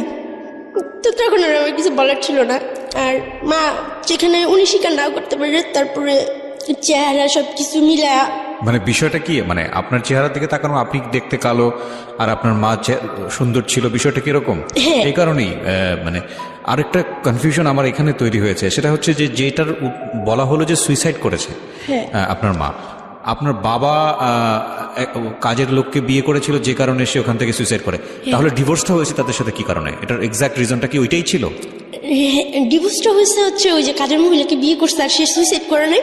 আর এই কথাটা আমাদের এই জন্য বলা হয়েছিল যে তার যে আবার বিয়ে হয়েছে, তারা তো মাঝে মাঝে আসে, বছরে একবার, 6 মাস পরে একবার বাপের বাড়িতে আসে। তো তার শ্বশুর বাড়ির লোকজন জানতো না তার 2টা সন্তান আছে, তার বিয়ে হয়েছিল, যে কারণে পুরো বিষয়টা কিভাবে ধামাচাপা দেওয়া হয়। হ্যাঁ। আর আমরা জানি যে বাবার কারণে মামারা গেছে, বাবাকে খুব ঘৃণা করতাম, বাবাকে কি ছেলে জাতটাকে ঘৃণা করতাম। তার মানে বিষয়টা এরকম দাঁড়ালো যে আলটিমেটলি আপনার বাবা কোনো এক কাজে মেয়েকে বিয়ে করেছিল, এটা সত্য, এবং সে কারণে আপনার মার সাথে ডিভোর্সটা হয়ে যায়। আর তারপরে তাকে আবার নতুন করে বিয়ে দেওয়া হয়। বিয়ে দিতে গিয়ে আলটিমেটলি আপনাদের দুজনকে পুরোপুরি ধামাচাপা দিয়ে দেওয়া হয়, হ্যাঁ। এবং সেই ধামাচাপার বলি হচ্ছে আপনার বড় ভাই সুইসাইড করে এক সময়, এবং আপনার এই জীবন। আমি ব্যর্থহীন কণ্ঠে বলছি, this is the story that I have ever listen in my life. I don't want to anymore, because আমি আসলে এই ধরনের স্টোরি আর শুনতে চাই না। মানে একটা মানুষকে খুন করার জন্য একটা বুলেট এনাফ, একটা উগ্র মস্তিষ্কের চিন্তা কিছুক্ষণের জন্য এনাফ, এবং আমি যদি বলি যে একটা মানুষকে খুব ভয়ঙ্করভাবে নৃশংসভাবে হত্যা করার জন্যে কিছুক্ষণের জন্য ব্রেনটা ডিসফাংশনের দরকার হয়। কিন্তু এদের 2 ভাই বোনের ক্ষেত্রে এর কথা যদি সত্যি হয়ে থাকে, ও যা বলেছে এখানে, তাহলে এদেরকে যা করা হয়েছে সেটার জন্যে 2টা পরিবারের অনেকগুলো মানুষ প্রতি মোমেন্টে এক একটা মানুষ খুন করেছে, এবং এটার জবাব নাই। আমি জানি যদি আজকে এই রেডিওতে বসে ওদের যদি ঠিকানা রিভিল হয়, ওরা যদি আসলে এরা কারা এটা যদি রিভিল হয়, এদের দিকে সমাজের মানুষজন থুতুও ফেলবে না, মানে ঘেন্নায় থুতো ফেলবে না এই মায়ের প্রতি এবং এই বাপের প্রতি। আমি আজকের অনুষ্ঠান পর্যন্ত আমি সব সময় বলেছি, এবং আমি হয়তো বলবো আজকের এপিসোডটা আমি ভুলে যেতে চেষ্টা করবো, যে with due respect, with the name of almighty Allah, মানে আল্লাহর পরে সবচাইতে মানে প্রেশাস গিফট, সবচাইতে সম্মানের গিফট হচ্ছে মা এবং বাবা। এই জায়গাটার কোনো ধরনের কোনো প্রকার কিছু বলার সুযোগ নাই, বাট মানে আমি নিতে পারছি না। আমি এই বাপ এবং এই মাকে আমি যদি দেখতে পারতাম, আমার থুতু ফেলারও পর্যন্ত রুচি হবে না। Sorry to say, I am sorry না, I am really not sorry. স্টোরিটা কন্টিনিউ করতে দেওয়া উচিত। ওকে প্লিজ বলেন, তারপরে কি হলো? আপনাকে ঢাকায় চলে আসতে বলা হলো, তারপর আমার ওনার সাথে জিত করে ওই কথাটাই আমার লাস্ট কথা হয় যে আমি আপনার পেটের মধ্যে ঢুকে যাব, আমি যাবো না ঢাকায়। বলতেছে তোমার জায়গায় আমি থাকলে, বারবার যখন এই কথা বলতেছে কলকাতা থেকে, তুমি সেটা কি করে, কোন মুখ নিয়ে তুমি যে হাঁটো রাস্তায়, তোমার লজ্জা করে না? তোমার জায়গায় আমি থাকলে তো আত্মহত্যা করে মরে যেতাম। আর কত খাবা আমার ভাইয়াদেরটা, আমার মা বাপেরটা কত খাবা? এখন বড় হয়েছে, এখন নিজের মতো করে খাও, ঠিক আছে? আমার বাপ মা আমার ভাই বোনের সম্মানের দিকে তাকায়, তুমি মা প্লিজ চলে যাও যেদিকে পারো। উনি ওকে মা শব্দটা উচ্চারণ করেনি, সরি। তো আমি এখন নানাকে বললাম, না আপনাকে যে টাকাটা দেওয়া হয়েছে আমি তো কিছু চিনি না, জানি না, আমাকে ওখান থেকে 10,000 টাকা দেন, টাকা দিয়ে হয়তো আমাকে কেউ সাহায্য করবে, হয়তো কেউ রাখবে। উনি বলতেছে না তুমি ঢাকায় যাও, একটা কোনো জায়গায় কারোর সাথে থাকো, আমি তোমাকে পরে যাই দেখে আসবো। বলতেছি আপনি এটা কি বলতেছেন? আমি খালি হাতে কিভাবে বেরোবো, আর আমি রাস্তাঘাট তো কিছু চিনি না। উনি ওকে মাত্র 4,000 টাকা দিলেন। তো ওই মুহূর্তে পাশের বাড়ির একজন লোক, মানে মহিলাটা, উনি আমাকে ছোটবেলায় খুব আদর করতেন। উনি বলতেছে যে দেখো, আমার মামিকে বলতেছে, আমার নানাকে বলতেছে যে ও যাই করে আসছে, ও যদি কেউ হয়, তারপর আমরা সাদা কাগজে বন্ডের সাইন করা ও সমস্ত দায়িত্ব নেব, ওকে আমরা ভালো ছেলে দেখে বিয়ে দিব। এটা পাশের বাড়ির। আচ্ছা। ওই আন্টির নাম হচ্ছে সুলতান আন্টি। ওনার মা আমাকে খুব ভালোবাসতো, উনি আমাকে খুব ভালোবাসতো, ওনার বাবা, মানে ওদের পরিবারটা আমার ভালোবাসতো, মানে এই পাশাপাশি রুম। প্রিয় শ্রোতা, আপনারা শুনছেন প্রাণ মিস্টার ম্যাঙ্গো ক্যান্ডি প্রেজেন্স জীবন গল্পের অতিথির গল্পে আবারও ফিরবো। তার আগে আপনাদেরকে মনে করিয়ে দিচ্ছি, সিচুয়েশন যখন খুব কড়া, মন বসে না কোনো কাজে, তখন মন ঠিক করতে মুখ দিতে পারেন কাঁচা আমের স্বাদে Pran mister mango candy, good mood guaranteed. আমরা ফিরে যাচ্ছি আমাদের অতিথির গল্পে। জি। তারপর ওনাকে বললাম যে দেন আমাকে 10,000 টাকা দেন। তো উনি পুরো 45,000 টাকা আমাকে ছুড়া মারা আমার গায়ের উপরে। তখন আমি ভাবতেছি এত বোকা ছিলাম যে টাকার জন্য আমার নানা আমাকে ভালোবাসবে না, আমার নানা আমার সাথে কথা বলবে না, না না আমি টাকা নিব না, যা হয় হবে। তখন আমি বললাম ঠিক আছে, টাকা আপনার কাছে রেখে দেন। তো আমার নানা কী করলো, আমাকে রাতটা ওখানে থাকতে দেওয়া হলো। নানা আমাকে শাক ভাজি দিয়ে ভাত নিয়ে আসছে। তো আমার নানি সেটা দেখছে, আমি খাইতে চাইনি। তো আমি অনেক বোঝানোর পরে আমার নানা অনেক মায়া করে কথা বলতেছে। আর আমি ছোটবেলা থেকে একটু ভালোবাসাই চাইছি, দামি পোশাকও চাইনি, ভালো খাবারও চাইনি। অনেক আদর করে বলার পরে মাত্র ভাতের প্লেটে হাতটা রাখছি, আমার নানি এসে ভাতের প্লেটটা ফালাই দিল, কুকুরগুলো ভাতগুলো খেলো। পরে আমার আন্টি যে ছিল, আমার মার যে বোন, ওনার বিয়ে হয়েছে, ওনার ছেলেই আমাকে বলছে জুনি আমার মা হয়। আর একটা মেয়েও আছে, ওনার ছেলে ম্যাট্রিক পরীক্ষা দিছে আমার সমান বসে, এখন কোন ক্লাসে পড়ে আমি জানি না। আর ওনার মেয়ে আছে, ওনার হাজব্যান্ড উনি অনেক সুন্দর। উনি হাজব্যান্ড আমার সাথে ছোটবেলা অনেক রাব বিয়ে করতো, তখন আমি বুঝতাম না। তো আমি ওনাকে ফোন দিই যে আন্টি এরকম এরকম আমাকে তো বের করে দিছে, আপনার বাসায় থাকে কি আমি চাকরি করতে পারবো? ওনার বাসার ওখানে গার্মেন্টস আছে। বলছে হ্যাঁ তুমি চলে আসো, সমস্যা নেই, তুই চাকরি করবা, টাকা দিবা, থাকবা, খাবার, সমস্যা কি? দরকার হলে আমি আমার বাসায় না থাকতে পারলে আরেক বাসায় ঠিক করে দেবো। যখন আমরা আঙ্কেলকে ফোন দেওয়া হয়, রাত হয়ে যায়, রাত 8-9 বাজে। আঙ্কেল আমাকে বলতেছে ওনাকে আমি আব্বু বলে ডাকতাম। আমি এই জন্য আব্বু বলে ডাকতাম, উনি যে স্পর্শ আমাকে করতো আমার খুব বাজে লাগতো। তো ওনাকে আমি বাবা বলে ডাকতাম। তো বলতেছে আব্বু আমি কিন্তু আসতেছি।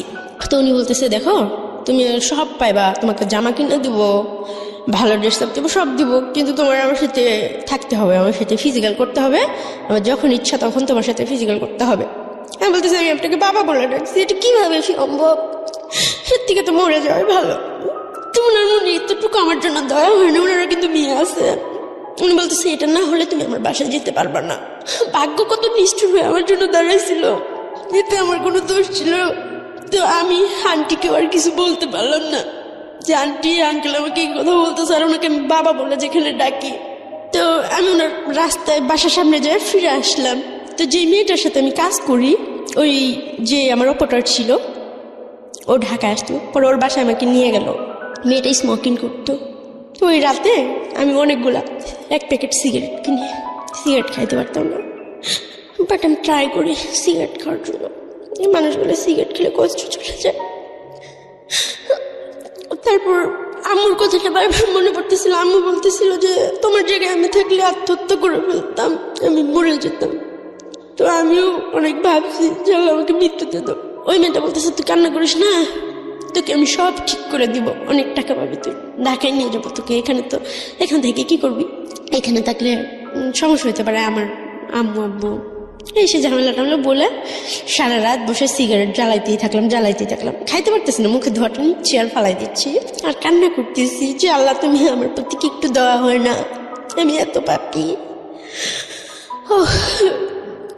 তারপর ওই মেয়েটা নিয়ে আসলো মিরপুরে, আনার পর মেয়েটা আমার সাথে সেম কাজটাই করে যেটা আমার বাবা আজ থেকে 10 বছর আগে করলো।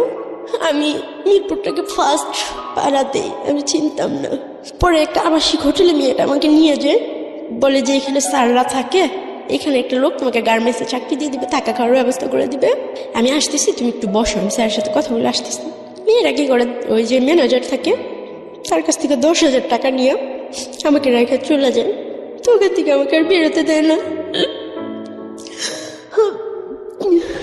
পরে একজন সাংবাদিক আসে, ফার্স্ট আমাকে কাজ করে, ওনার হাত পা ধরে অনেক কান্নাকাটি করে। সে একজন সাংবাদিক ছিল। উনি বলতেছে এসব নাটক, তোমাদের মেয়েদের নাটক দেখতে দেখতে আমার ভালো লাগে, তুমি তো ভালো নাটক করতে পারো। সাংবাদিক আপনি বুঝলেন কিভাবে? ওনার গলায় আইডি কার্ড ছিল, তারপর ইয়া ছিল, মানে মিডিয়ার যে মাইক্রোফোন, ওই কি থাকে না, বুম, কথা বলে যে, হ্যাঁ মাইক্রোফোন, ওটাও ছিল হাতে। হ্যাঁ ক্যামেরা ছিল, মানে পুরো ফেজের। তারা দেখলে যে মূর্খ মানুষ চিনবে যে তারা সাংবাদিক। ওই আমার সাথে একটা পর্যায়ে ফিজিক্যাল করে, আমার অনেক ব্লিডিং হয়। তারপর উনি আমার কাছে ক্ষমা চায়, আমাকে বলে আসলে আমি বুঝতে পারিনি, তোমার কথাগুলো বিশ্বাস হয় নাই, তুমি আমাকে মাফ করে দাও, বাট তোমাকে আর কেউ কিছু করবে না, আমি যতদিন বাঁচবো তোমাকে দেখবো তোমার। তারপরে উনি আমার কথাগুলো শুনে, মানে আগে উনার ইচ্ছা পূরণ করে তারপর উনি আমার কথা শুনে। তখন তো আমার বাচ্চার কোনো ইচ্ছাই থাকে না, যে শেষ পর্যন্ত আমি আমার সতীত্বটাও ধরে রাখতে পারলাম না, আমার জীবন দিয়ে আমি কি করবো।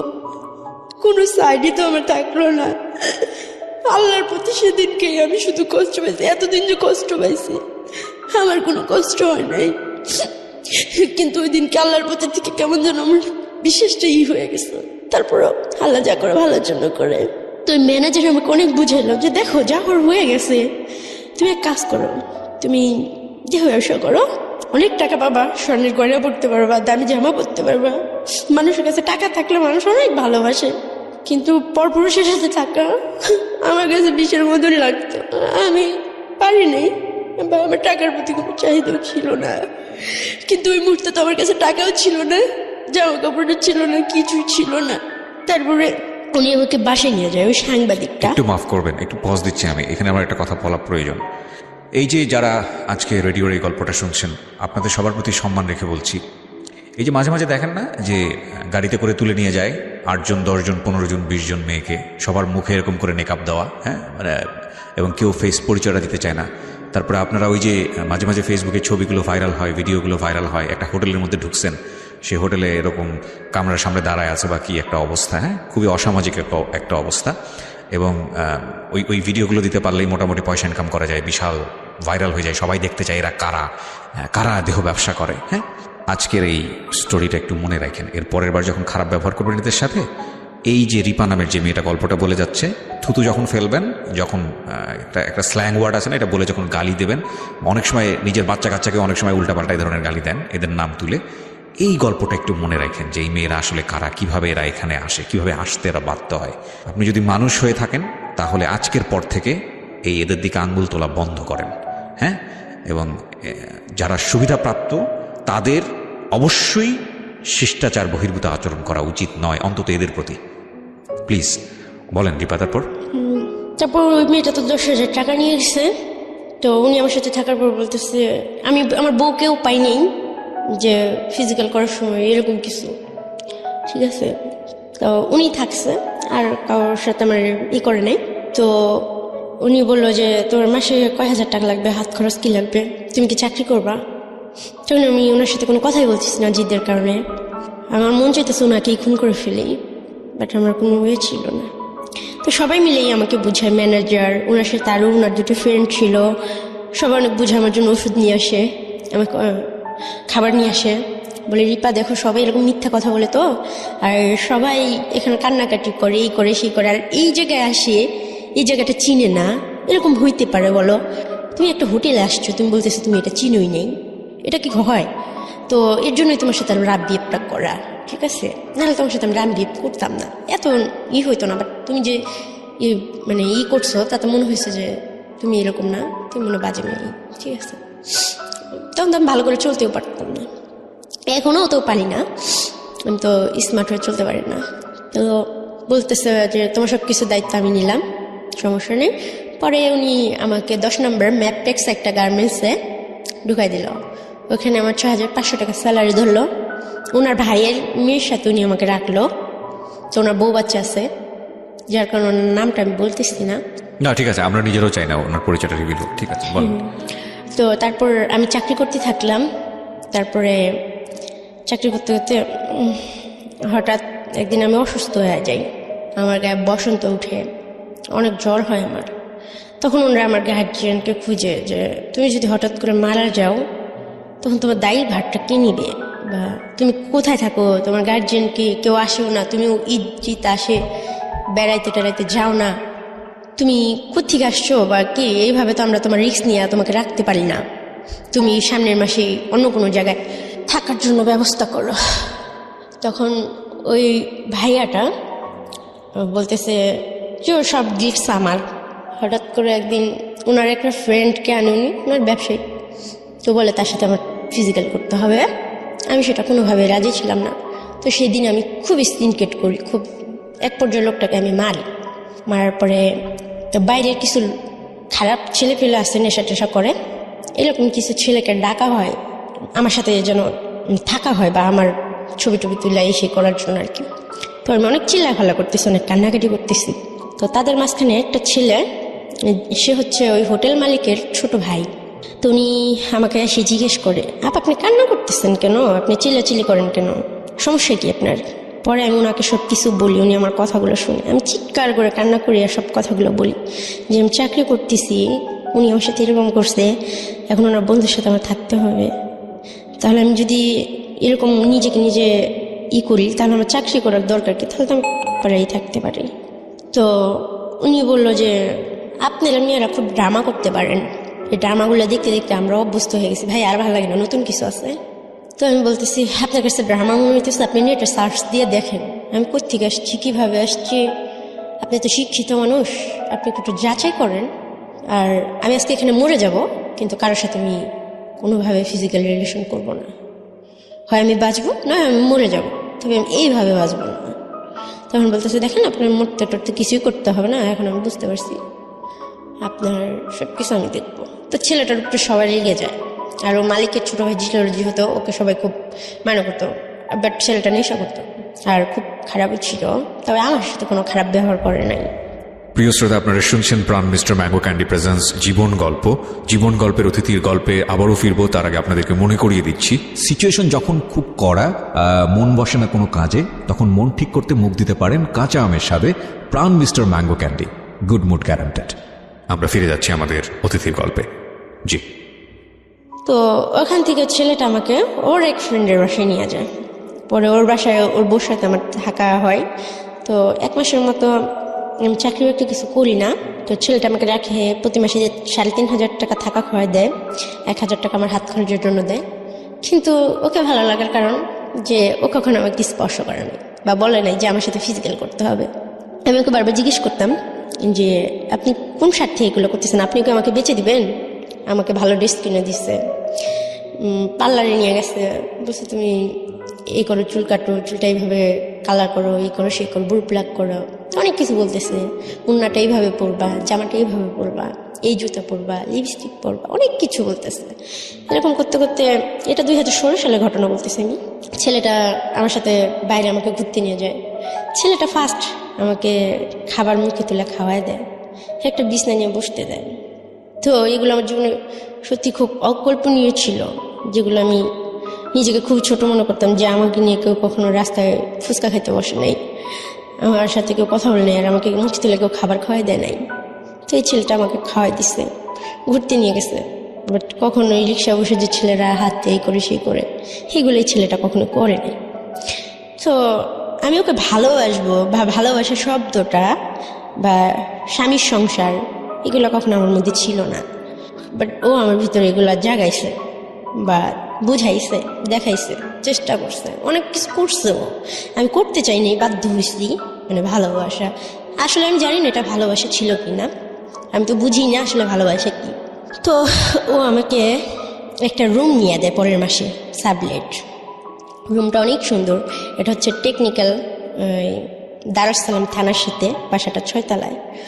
তো ওর এক বন্ধু আর বন্ধুর ওয়াইফ আর আমি আর ও কাজটা শেষ করে, ওরা সবাই ঢাকায় স্থানীয়, ওরা 6-7 ভাই, অনেক বড় লোক, নিজেদের সব ব্যবসা বাণিজ্য আছে। তো ও বাসায় কাজ শেষ করে হাজব্যান্ডের মতো মানে প্রতিদিন বাসায় ফিরতো রাত 10টা 10:30টার মধ্যে, আর সে আমার কপালে একটা কিস করতো, আমার হাতে একটা কিস করতো। তারপর ম্যারিড ছিল, রাইট? না, ম্যারিড ছিল না। না, ওর বড় ভাই এখনো বিয়ে করে নাই, বাংলা কলেজে পড়ে। তো দেখতে অনেক হ্যান্ডসাম ছিল, অনেক সুন্দরী ছিল। তো ওনাকে কখনোই মানে স্পর্শ করবো বা ওনার কাছে যাবো, আমি ওনাকে ভালোবাসবো, ওনার ওয়াইফ হওয়ার চিন্তা করবো, এটা তো আমি কখনো কল্পনা ভাবিনি। বা কারণে আমি কেন কোনো ছেলেকে কিছু দেওয়ার মতো আমার মনে হইতো যে আমার কাছে কিছু নাই, আর আমার যে জীবন, আমার মনে হয় না যে এই জীবনের পাশে কোনো ছেলে সারা জীবন থাকবে। আর আমি কী দেবো, না আছে রূপ, না আছে গুণ, না আছে শিক্ষাগত যোগ্যতা, না আছে বংশ পরিচয়, যার কারণে বিয়েটাকে আমি খুবই ভয় পেতাম। আর যখন আমি গার্মেন্টসে চাকরি করছি, আমি দেখছি অনেক সুন্দর সুন্দর মেয়েরা 3-4টা করে বিয়ে হয়েছে, বেবি আছে, অনেক কষ্টের জীবন, কিছু সমস্যা হইলেই ছেলেরা ছাইরা চলে যায়, যার কারণে আমি বিয়েটা কখনো সাহস পাইনি। তো আমাকে চাকরি বাকরি করতে না করলো, সব কিছু দিত, আমার কাপড় চোপড় আমাকে খুব সুন্দর করে সাজাই রাখতো পুতুলের মতো। তো এতটা সম্মান আমার লাইফে ফার্স্ট কেউ আমাকে সত্যি দিল। তো এই একটা মাস আমার জীবনে ছিল যে খুব সুখের, খুব আনন্দের। তো ও আমাকে স্পর্শ করতো না, ও বাইরে হয়তো কি করতো না করতো জানি না। তো এরকমভাবে থাকতাম, রান্না বান্না করতাম, প্রতিদিন ওর জুতাটা মুছে পায়ে পরাই দিতাম ও যখন ঘর থেকে বের হইতো। ওর বন্ধুরা আফসোস করতো যে এরকম একটা মেয়ে যদি আমি পাইতাম, ওকে আমি বিয়ে করতাম, সারাটা জীবন আমার কাছে রাখতাম। আজকালকার মেয়েরা জুতো পরাই দেবো পায়ে, মানে এরকম ধরনের কথা বলতো। বন্ধু তুই অনেক ভাগ্যবান রে, মেয়েটা তোকে খুব ভালোবাসে। আমি আসলে ওকে ভালোবাসে না, ওকে শ্রদ্ধা করে এই জিনিসটা করতাম, ভালোবাসাটা আমার মধ্যে কখনো ছিল না। তখন ও আমাকে একদিন বলতেছি, রিপা তুমি কি আমাকে বিয়ে করবা? হ্যাঁ বলতেছি, দেখেন আপনারা এরকম মজা টজা করেন, ঠিক আছে, হ্যাঁ আমাদের মতো মেয়েকে নিয়ে বিয়ে করবেন, আর আমার লাইফটা তো আপনি সবই জানেন। হ্যাঁ আমি ভাই বিয়ে করবো না, আর আপনার সাথে আমি এইভাবে থাকবো না। আমি নিজের পর নিজে দাঁড়াইতে চাই, আমি কিছু করতে চাই, আমার নিজের একটা পরিচয় বানাইতে চাই। তখন বলতেছে, দেখো তোমার কি আমাকে অবিশ্বাস হয়, আমাকে মনে হয় যে খারাপ ছেলে আমি। পরে আমি বলতেছি, এত আদর যত্ন করে আপনি যে আমার 2 মাস পর বিক্রি করে দেবেন না, তার তো কোনো গ্যারান্টি নেই। পরে বলতেছে, আসলে বিশ্বাস জিনিসটা তোমার ভিতরে মরেই গেছে। তখন ছেলেটা আমাকে প্রতিদিন রাতে একটা করে ছুরা শিখাইতো। আমি নামাজ রোজা পড়তে পারতাম না, তো খুব ভালোবাসতাম। ফজরের নামাজ পড়াইতো, তাহাজ্জুদের নামাজ পড়াইতো, 5 ওয়াক্ত আমাকে নামাজ পড়াইতো ছেলেটা। আল্লাহ তাআলার প্রতি অনেক কথা বলতো, অনেক ধার্মিক টাইপের ছেলে ছিল। বাট সে নেশা করতো, সিগারেট খাইতো, এই করতো সে করতো। আমি প্রচুর সিগারেট খাইতাম, এখনও খাই আমি। তো এরকম করতো। পর ছেলেটার 1-2 মাস, প্রায় 1 বছর হয়ে গেল, 2017 সাল পর্যন্ত আমরা একইভাবে একই ছাদের নিচে ছিলাম। পরে আস্তে আস্তে ওর সাথে আমার ফিজিক্যাল রিলেশন হয়। ও আমাকে খুব আদর করতো। তো ও বলে যে তোমাকে আমি একটা বেবি দেবো, তবে রিপা একটা শর্ত হচ্ছে যে আমি ফ্যামিলিকে একটা বিয়ে করব, তুমি আমার বউ হয়ে সারা জীবন ঢাকায় থাকবে, তোমাকে আলাদা আমি একটা বাড়ি করে দেবো, আর তোমাকে একটা বেবি দিয়ে দেবো, আর একটা পার্লার দিয়ে দেবো, বিউটি পার্লার। আর তোমাকে আমার ফ্যামিলিতে নিতে পারবো না, তুমি যদি একটা ভিক্ষুকের মেয়ে হইতাম, আমার মার কাছে নিয়ে আমি তোমাকে রেখে দিতাম, বলতাম যে একটা ভিক্ষুকের মেয়ে। আর আমার হোটেলেই তোমার সাথে যে ঘটনাটা ঘটছে সেটা আমার ফ্যামিলির, আমার বড় ভাই, কোনো ভাই বলে মানিয়ে নেবো না যে এমন একটা মেয়ে আমার লাইফ পার্টনার হবে। তো সেটা বোঝার মতোই যে হ্যাঁ সত্যি। তো ছেলেটা আমার জন্য এত কিছু করতো, বা কখনো আমার টর্চার করতো না, কখনো মানসিকভাবে আমার খুশিটা দেখার চেষ্টা করতো। তাই আমি ওকে আস্তে আস্তে হয়তো বিশ্বাস করি, ভাবি যে ছেলেটা হয়তো আমার পাশে থাকবে। এরকম করতে করতে 2017 সাল পর্যন্ত আমরা একসাথে থাকি। অনেকই ভালোবাসি ছেলেটা। তো প্রত্যেকটা মেয়েকে ছেলেরা গোলাপ ফুল দেয়। তো আমার জীবনেও খুবই ছিল যে আমাকে যদি সত্যি কেউ ভালোবাসে আমাকে একটা গোলাপ ফুল দিবে। আমাকে যদি কেউ দিত, আমি এতটাই খারাপ দেখতে, আমাকে কোনো ছেলে গোলাপ ফুল দিল না, আমার খুব দুঃখ ছিল। তো একদিন পয়লা বৈশাখের দিন ও হঠাৎ করে একজোড়া কানের দুল নিয়ে আসছে আর একটা গোলাপ ফুল নিয়ে আসছে। আয়শা ও অন্যদিকে হাসতেছে আর ফুলটা আমাকে দিছে। মনে হয় যে পৃথিবীর সবচেয়ে সুখের দিন ছিল এটা আমার, যে আমাকে ফার্স্ট কেউ ফুল দিছে। তো আমি খুব খুশি ছিলাম। আমি ভাবছিলাম সত্যি ও আমাকে বউ হিসাবে হয়তোই করতেছে, বা আমি হয়তো ওর বউ হয়ে থাকতে পারবো সারা জীবন, বা সারা জীবন ও হয়তো আমাকে দেখবে। কিন্তু সেটা কল্পনাই ছিল আমার, আর কিছু না। এরকম করতে হঠাৎ করে আমার পেটে বেবি চলে আসে। তো আমি বলি আমি বেবিটা নষ্ট করবো না। ও বলে, দেখা পায় এখন তো বেবি নেওয়ার সময় হয় নাই, বেবিটা তুমি নষ্ট করে দাও। কিছুতে আমি কথাটা শুনি না। তারপরে বেবিটা নষ্ট করে দেওয়া হয় ওষুধ খায়। তো আমার অনেক ব্লিডিং হয়, আবার আমার জ্বর টর আসে। তো আমার ফ্যামিলিকে খোঁজার চেষ্টা করে, বলে তোমার ফ্যামিলির সাথে যেভাবেই হোক আমি তোমার দেখি ফ্যামিলির সাথে অ্যাডজাস্ট করে দিতে পারি কিনা, তুমি আমার কথা শুনবা কিনা। তো একটা ছেলে আমার জন্য এত কিছু করতেছে, আজকে সেই 2015 সাল থেকে 16-17 পার হয়ে গেল, এত কিছু করতেছে। ছেলের কথাটা শোনা উচিত। তাছাড়া আমার ফ্যামিলিকে আমি অনেক মিস করি, ভালোবাসি, চাই তাদেরকে পেতে আমি। তো আমি আমার নানার বাড়িতে আমাকে অনেকগুলো টাকা দিল, 8,000 টাকা দিল। অনেকগুলো কেনাকাটা কইরা আমি বাড়িতে গেলাম, মামার বাড়িতে। যা বললাম যে আমার বিয়ে হয়েছে, খুব বড় লোক ছেলে। তখন আমাকে সবাই অনেক আদর করলো। বিয়েটা তখন আমার হয় নাই।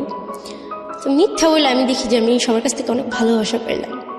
কিন্তু আমার খুব কান্না পাচ্ছিল যে আজকে শুনছে যে আমার হাজব্যান্ড অনেক বড় লোক, বা আমার কাছে এখন টাকা আছে, আমি ভালো একটা জামা পরে আসছি, ভালো একটা জুতো পরে আসছি।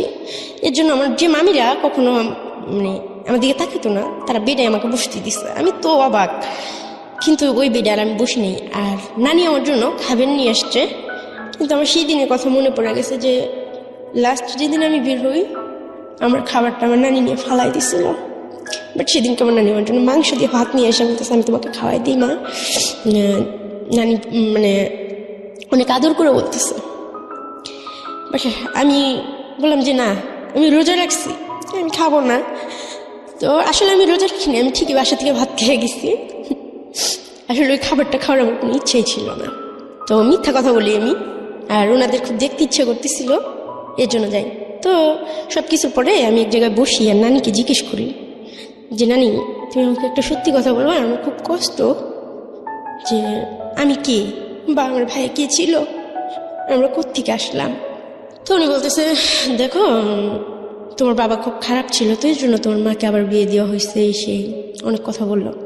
তো ওইটাই তোমার মা, আমার মেয়ে সুখের দিকে তাকায়, হয়তো আমাদের সামর্থ্য হয় নাই, যার কারণে তোমাকে ওইভাবে মানুষ করতে পারিনি।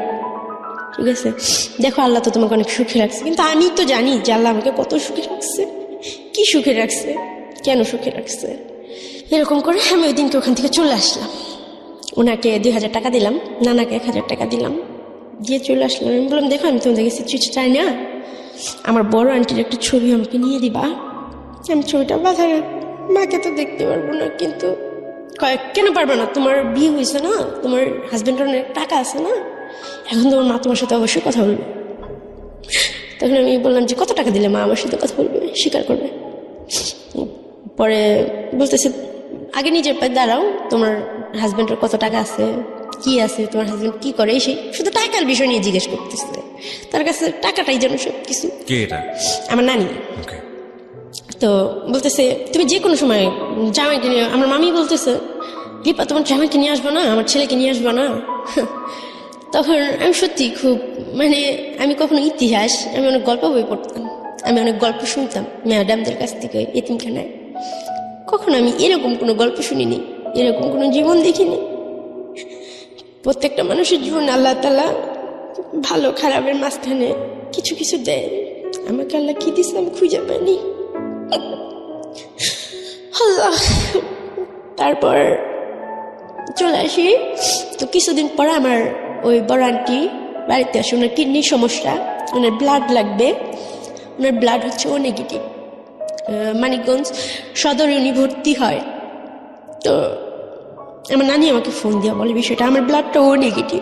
আমি যাই সাথে সাথে হসপিটালে। তার কয়েকদিন আগে আমি বেবি নষ্ট করছি, আমার এমনিতে অনেক ব্লিডিং হয়েছে। ডাক্তার আমাকে বলে যে দেখো তোমার ব্লাড নেওয়া যাবে না। তো আমি বললাম কেন ডাক্তার? পরে বলতেছে, উনি তোমার কি হয়? আমি কই আমার আন্টি হয়। পরে উনি অক্সিজেন নিতেছিল, ডাক্তার কিছুদিন নেবে না, বলতেছে তোমার শরীরের যে অবস্থা, তোমার এখন ব্লাড নিলে তুমি অসুস্থ হয়ে যাবে। কিন্তু আমার আম্মুর জন্য আমি জানি যে উনি আমার মা, ওনার জন্য আমি কিছু করতে পারবো, একটু রক্ত দিতে পারবো, আমার যদি এটা মৃত্যু হইতো আমি খুব শান্তি পাইতাম। তো অনেক রিকোয়েস্ট করে এক পর্যায়ে ডাক্তার পায়ে ধরে নিই যে ডাক্তার আমার রক্ত নেন, আমার রক্তে কোনো ভেজাল নাই, আমার রক্তে কোনো পাপ নাই, আমি কালো দেখে কি আমার রক্ত দেওয়া যাবে না ওনাকে? তো বলতেছে না রে মা, এরকম না বিষয়, ঠিক আছে তোমার যখন সাহস আছে তবে ভালো খাওয়া দাওয়া করো। বললাম ঠিক আছে। তো ওনাকে রক্ত দিছি। উনি যখন জানতে পারছে, উনি হাত থেকে স্যালাইনের ইটি খুলে ফেলছে, ছিটায় বিটায়। হ্যাঁ, ওর রক্ত আমার শরীরে কেন দিয়ে হয়েছে এই সেই, ও আমার জীবনের সব ধ্বংস, ও আমার সামনে যেন কখনো না আসে। অনেক চিল্লাচিল্লি করলো, অনেক কিছু করলো। তো তার কিছুদিন পরে, মাসখানিক পরে, এটা 2017 সালের কথা বলতেছি, মানে 16-17 মাসখানে আর কি, আমার সঠিক মনে নেই। উনি কিছুদিন পরে মারা যায়। কেন মারা যায়? মানে ওনার কিডনির সমস্যা, হঠাৎ করে উনি মারা যায়। তো তার 2 দিন পর আমি জানতে পারি, আমাকে ওই খালাতো ভাই ফোন দিয়ে বলে যে আপু তোমার আম্মু তো মারা গেছে। কিন্তু আমার খুব আশা ছিল যে আমার মাকে আমি একবার হলেও হয়তো মা বলে ডাকতে পারবো, বা সেটা হয় না। আমি এতটাই খারাপ সন্তান ছিলাম যে আমার মাকে মা বলে ডাকতে পারিনি। উনি কি মৃত্যুসজ্জায়ও কি আপনাকে ডাকে নাই? না, স্বীকার করে নেই আমাকে। তো আমার নানা নানি আমাকে বলে নাই কথাটা। তার কিছুদিন আগে কিন্তু আমি রক্ত দিয়ে আসলাম। তো আমি খুবই ভাইগা পড়ি, জানলা তুমি এটা কি করলা। সে বাইচা ছিল, সুখী ছিল, আমার কোনো দুঃখ ছিল না। কিন্তু আশা ছিল যে একদিন হয়তো কথা বলতে পারবো, বা আমি হয়তো বড় লোক হয়ে গেলে আমার মা আমার সাথে কথা বলবে। আমি টাকার নেশায় একটা সময় পাগল হয়ে গেছিলাম, যেভাবেই হোক আমি টাকা অ্যারেঞ্জ করবো, আমার মার সাথে কথা বলবো, একবার আমার মাকে আমার বুকে জড়া ধরবো। তখন আমার কোনোদিন দামি জামা দিতে ইচ্ছে করে নেই, কিন্তু আমার মার সাথে কথা বলার জন্য দামি জামা দরকার ছিল, ভালো জুতার দরকার ছিল।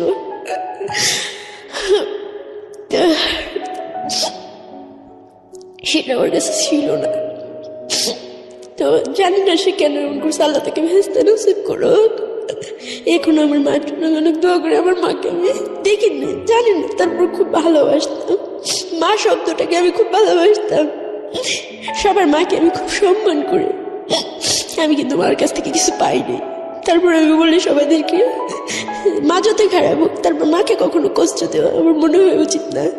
আমার গর্ভে যখন 2 মাসের একটা বেবি আসছিল, 2 মাসের যন্ত্রণায় আমি বুঝছি যে মা হওয়া কতটা কষ্টকর। তো আমার মার প্রতি আমার কখনো রাগ হয় নাই, কখনো আমি অভিমান করিনি। বাবার প্রতি অনেক কিছু হয়েছে, ছেলেদের প্রতি অনেক কিছু হয়েছে, কিন্তু মার প্রতি কখনোই হয় নাই। কিন্তু আমার মাকে আমি পাইনি। আল্লাহ যেন এরকম আর কারোর সাথে না করে। মা ছাড়া কোনো সন্তান যেন দুনিয়া না রাখে। আমি হয়তো বাইচাচ্ছি, আবার জানি না আমার জায়গায় অন্য কেউ থাকলে কি করতো, কিভাবে নিঃশ্বাস নিত। আমার নিঃশ্বাস নিতে খুব কষ্ট হয়। আমার পৃথিবীটা খুবই একার। শীতে যখন সবাই দেশে যায়, আমি একটা রুমে থাকি, পুরো বিল্ডিংটাই ফাঁকা হয়ে যায়। ওই ছেলেটা ও দেশে চলে যায়, আমি একা থাকি। আমি ঘুমের ওষুধ খাই, দিনগুলা কাটাই, হয়তো 6-7 দিন পর আসে। এরকম করতে করতে এই ছেলেটা বলে, আমি তোমাকে কোনো দিন ছেড়ে যাবো না রিপা, তুমি টেনশন করো না। আমি বলছি, না, সবাই আমাকে ছেড়ে চলে যাবে, তুমি আমাকে মিথ্যাও আশা দিও না, আমাকে কখনো মিথ্যে বলো না। তোমার যদি অন্য কোনো মেয়ে পছন্দ হয় তুমি আমাকে বলো, আমি নির্দ্বিধায় তোমাকে ছেড়ে দেবো। ও আমার মার মৃত্যুর কথাটা শুনে ও আমাকে অনেক সান্ত্বনা দেয়, আমার পাশে থাকে, আমাকে অনেক ভালোবাসে। তখন ওই যে যে লোকটা আমাকে বিক্রি করে দিচ্ছিল, ওই লোকটার সাথে হঠাৎ একদিন রাস্তায় আমার দেখা হয়। সেটা হলো মিরপুর 11.5 নম্বর রূপনগর আবাসিক এলাকায়। দেখা হওয়ার সাথে সাথে আমি খুব ভাবের সাথে হাইটে চলে যাওয়ার চেষ্টা করি, কিন্তু আমি আশায় থাকি যে উনি বোধহয় আমাকে পিছন থেকে ডাকবে, বাট উনি আমাকে ডাকে না। তখন আমি নিজে থেকে আবার পিছের দিকে ঘুরে ওনার কাছে যাই। আমি কিন্তু সেই মুহূর্তে জানি যে উনি আমার বাবা। যার পরে ওনাকে আমি জিজ্ঞেস করি, আপনি আমার সাথে এরকম কিছু করছেন, ঠিক আছে, আমি আপনার কোনো কিছু বলবো না, কিন্তু একটা সত্যি কথা বলবেন, মানে কোনো বাবাকে এরকম করতে পারে? তখন লোকটা কান্না করে দিয়ে বলতেছে যে, দেখো, কোনো বাবা এরকম করতে পারে কিনা জানি না, তবে আমি তো তোমার বাবাই না। তারপর বললো যে, তোমার যে আঙ্কেল ছিল, তোমার যে নানা ছিল, তোমাকে আমার কাছে দিয়ে আমার কাছ থেকে 15,000 টাকা নিয়ে গেছিল। এটা আজ থেকে 10 বছর আগের কথা। আমার কোনো কিছু করার ছিল না, আর আমি জুয়াটা খেলতাম। আমাকে তো মাফ করে দিও। আমি বুঝিনি, একটু থামাচ্ছি। হ্যাঁ রিপা, আমি কনফিউজ হয়ে যাচ্ছি। কে দিয়ে গেছে ওনাকে? আমার আঙ্কেল আর আমার নানা। আঙ্কেল বলতে? মানে ওই আঙ্কেলটার কথা বলতেছি, ওই যে আমার ওই আন্টির হাজব্যান্ড। মানে বড় আন্টির হাজব্যান্ড? ছোট আন্টির হাজব্যান্ড। ছোট আন্টির হাজব্যান্ড এবং আমার নানা, এই দুজনে মিলে এই লোকের কাছে দিয়ে গেছে? অবশ্যই তারাই দিয়ে গেছিল যে এটাই তোমার বাবা, আজ থেকে তুমি তোমার বাবার কাছে থাকবা। বাট এখানে যে টাকার বিষয়টা হয়েছে সেটা আমি জানতাম না। সে ওই যে প্রথমবার দিয়ে গেল তোমাকে, মানে বিক্রি করে দেওয়ার আগ মুহূর্ত পর্যন্ত। তার মানে সে তোমার বাবা ছিল না, এবং ওই বিক্রিটা আলটিমেটলি ওনার কাছে করেছিল। তাহলে আলটিমেটলি বাবাকে? জানি না, আজও জানি না। প্রিয় শ্রোতা, আপনারা শুনছেন প্রাণ মিস্টার ম্যাঙ্গো ক্যান্ডি প্রেজেন্স জীবন গল্প। জীবন গল্পের অতিথির গল্পে আবারও ফিরবো, তার আগে আপনাদেরকে মনে করিয়ে দিচ্ছি, সিচুয়েশন যখন খুব কড়া, মন বসে না কোনো কাজে, তখন মন ঠিক করতে মুখ দিতে পারেন কাঁচা আমের স্বাদে Pran mister mango candy, good mood guaranteed. আমরা ফিরে যাচ্ছি আমাদের অতিথির গল্পে। জি। তারপর উনি আমাকে যখন এই কথা বললো, আমি বলতেছি, এটা কি বলতেছেন আপনি? তোমার মা বলতে পারবে তোমার বাবাকে, আর এখানে আমার তো কোনো দোষ ছিল না। তুমি তোমার নানা নানির যা জিজ্ঞেস করো যে তারা নিছিল কেন টাকাটা, ঠিক আছে? আমার তো কোনো দোষ ছিল না। তো তোমার কথা শুনা তুমি এতগুলো বছর ওখানে কাটাইছো, আমার খুব কষ্ট হয়েছে, যে আমি নিজের অপরাধ বোধই মনে করছি, আমাকে তুমি মাফ করে দিও। তখন কথাটা বললো, উনি আমার মাথায় হাত দিয়ে বললো, মা তুমি একদিন অনেক সুখী হবা, বলে চলে গেল। তো আমার ভাই আপনার কাছে, মানে আপনার গল্পগুলো তো আমি শুনি, আমার বিশ্বাস করেন, মানে এই কথাগুলো তো কাউকে বলা যায় না। আর আমাকে দেখলে কেউ বিশ্বাস করে না। আমাকে কেউ যখন জিজ্ঞেস করে তোর কি আছে, আমি বলতে পারি না যে আমার কেউ আছে। আর তখন অনেক ধরনের কথা বলে যে সবাই আছে। একদিন একটা জায়গায় অফিসে জব নিতে গেছি, বলতেছে যে তোমার ফ্যামিলি থেকে কে আছে? আমি বলতেছি কেউ নেই। তখন বলতেছে নিশ্চয় কোনো খারাপ কাজের সাথে যুক্ত হয়েছে, ফ্যামিলি ফালাই দিচ্ছে। তখন আমি কিছু বলতে পারি। তারপরে আমার কাছে কোনো কাগজপত্র ছিল না। আর আমি 2015 সালে ভোটার হওয়ার পরে যখন বাংলাদেশে আসি, আমার নানা আমাকে ভোটার বানায় দিতেও রাজি হয় না। ওনাকে আমি টাকা সাথী যে আমার ভোটার আইডি কাগজটা খুব দরকার, জন্ম নিবন্ধনের কাগজটা খুব দরকার, চাকরি বাকরির জন্য উনি দেওয়ার জন্য রাজি হয় না। তো আমি এই কথাগুলো রানাকে বলি যে রানা এরকম ওনার সাথে আমি দেখা হয়েছিল, বলছে উনি আমার বাবা হয় না। বলতেছে দেখো রোজের টাকা তুমি ভুলা যাও, যা হওয়ার হয়েছে আমি তো আছি তোমার পাশে। এরকম করতে হতে লাস্ট পর্যায়ে যেটা হয়, প্রতিদিনই বাসায় আসি, খাবার খরচ সবই দেয়, কোনো রকম দিন যায়। ও আমাকে বলে রিপা পার্লারের কাজটা শিখো। ওকে বলতেছি যে তুমি ওকে যদি ভালোই বাসো তাহলে আমার কোনো কাবিন নামার টাকা চাই না, বাট তুমি আমাকে একটু সত্যি সত্যি স্বীকৃতি দাও। এই নাজায়েজ সম্পর্কটা মানে একটা ভেবে আমি নষ্ট করলাম, এই সম্পর্কটা রাখার কি মানে আছে। তো ওর বন্ধু ছিল, তো আমাকে একদিন হঠাৎ করে বলতেছে রিপা, এটা 2018 সালের ঘটনা, রিপা আমার একটা কাজ আছে, আমার খুব ইম্পর্টেন্ট কাজ আছে। আমি ওকে সুন্দর করে জুতা টুটা পরাই দিলাম, শার্টটা বোতামগুলো লাগাই দিলাম। পরে ওর বন্ধু বলতেছে রিপা তুমি যারা অন্ধবিশ্বাস করো সে তো আসলে তোমার বিশ্বাসের যোগ্য না, তোমাকে ঘরে রেখে আসছে বাট অন্য মেয়ে নিয়ে থাকতেছে। তখন আমি ওর বন্ধুর বাসায় যাই রাত 1টার সময় হাইটা যা দেখি মেয়েটা ওর কোলের পা দিয়ে রাখছে, ওখানে বিয়ার টিয়ার সিগারেট অনেক কিছু রাখা আছে, আর ওর ফোনগুলো বন্ধ, আর একটা ফোন ওই মেয়ের হাতে। তো আমি যা স্তব্ধ হয়ে গেছি, কি বলবো নাকি। তো উনি ওখান থেকে তখন উঠে নাই, বাট ওর বন্ধুর যে বউ ছিল উনি যখন কথা বলতে আসছে আমি ওনাকে জড়া ধরা মানে ফুলের পড়ে গেছে, কান্না করে দিছি যে আমি এটা কি দেখলাম, যাকে আমি এত সম্মান করি মানে পূজা করি, তার পা ধুয়ে পর্যন্ত আমি পানি খেয়েছি, তাকে আমি কখনো ঢকাই নেই, কখনো মিথ্যা কথা বলিনি, কখনো পরপুরুষের সাথে মিশি নেই, কখনো কারোর সাথে ওইভাবেই করিনি। কিন্তু সে ঠিকই আমাকে বাসায় রেখা অন্য মেয়েদের সাথে থাকতো। তখন সে বের হলো না, ওখান থেকে উঠলো না। তখন আমি ভাবলাম যে আমি মরে যাব, আমার কষ্ট মানে তখন আমি বুঝলাম যে কষ্ট কাকে বলে। কষ্ট যে জিনিসটা মানে এত দিনের কষ্টগুলোর থেকে মানে ওই দিনটা মানে আমার স্বামী হিসেবে তাকে যে আমি করি মানে এটার থেকে মানে বড় কষ্ট আমার কাছে কিছু মনে হয় নাই। তো সারা রাত আমি বৃষ্টিতে ভিজা বাইরে দাঁড়ায় থাকি গেটের বাইরে। সকালবেলা দারুণ জিজ্ঞেস করে কি হয়েছে, আমি বলে আমার হাজব্যান্ড একটা বাইরের মেয়ে নিয়ে আসছে টাকা দিয়ে, এই বাসায় এনে থাকতেছে। তো আমাকে মারতে মারতে বাসায় নিয়ে আসে, আসার পরে বলে তোর সাথে আমার সম্পর্ক শেষ, তুই এবার যা মন চাই তুই তাই করগা, তুই আর আমার কোনদিন ফোন টোন দিবি না, আমার কাছে আসার চেষ্টা করবি না। ওরা বলতেছে যে আমাকে তুমি মাফ করে দাও, আমি আসলে সহ্য করতে পারিনি, আমার ভুল হয়ে গেছে। বাট তুমি আমার মিথ্যা স্বপ্ন কেন দেখেছো, আমি তোমাকে কি সুখটা দিতে পারিনি, যার কারণে তুমি টাকা দিয়ে মেয়ের কাছে যা থাকো, তুমি তার সাথে থাকতেছো, আমাকে বললো কাজে আছে।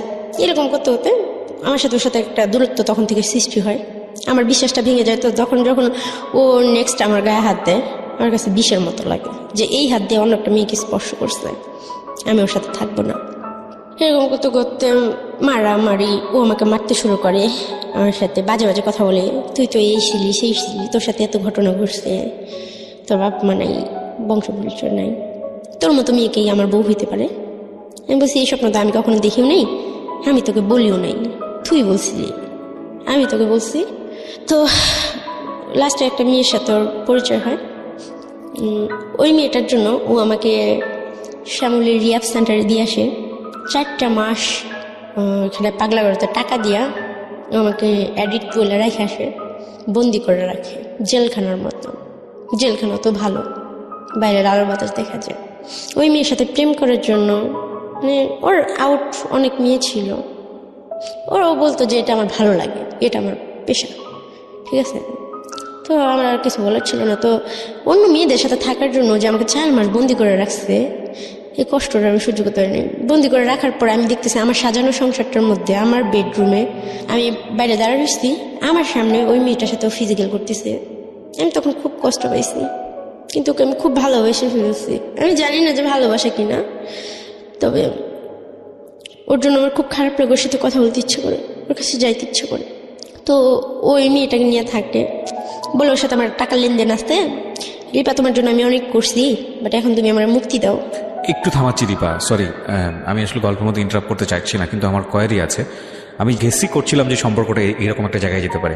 কিন্তু আপনার বাবা যখন এতক্ষণ পর্যন্ত আমরা যাকে বাবা জেনে এসেছি এই লোকটাকে, সে যখন তার বললো যে না তুমি আসলে আমি তোমার বাবা না, তখন তো আপনার অন্তত একটা জায়গায় গিয়ে জিজ্ঞেস করার উচিত ছিল যে আপনার আসলে বাবাটাকে, এবং সেই জায়গাটায় কেবলমাত্র আপনার নানা এবং নানি।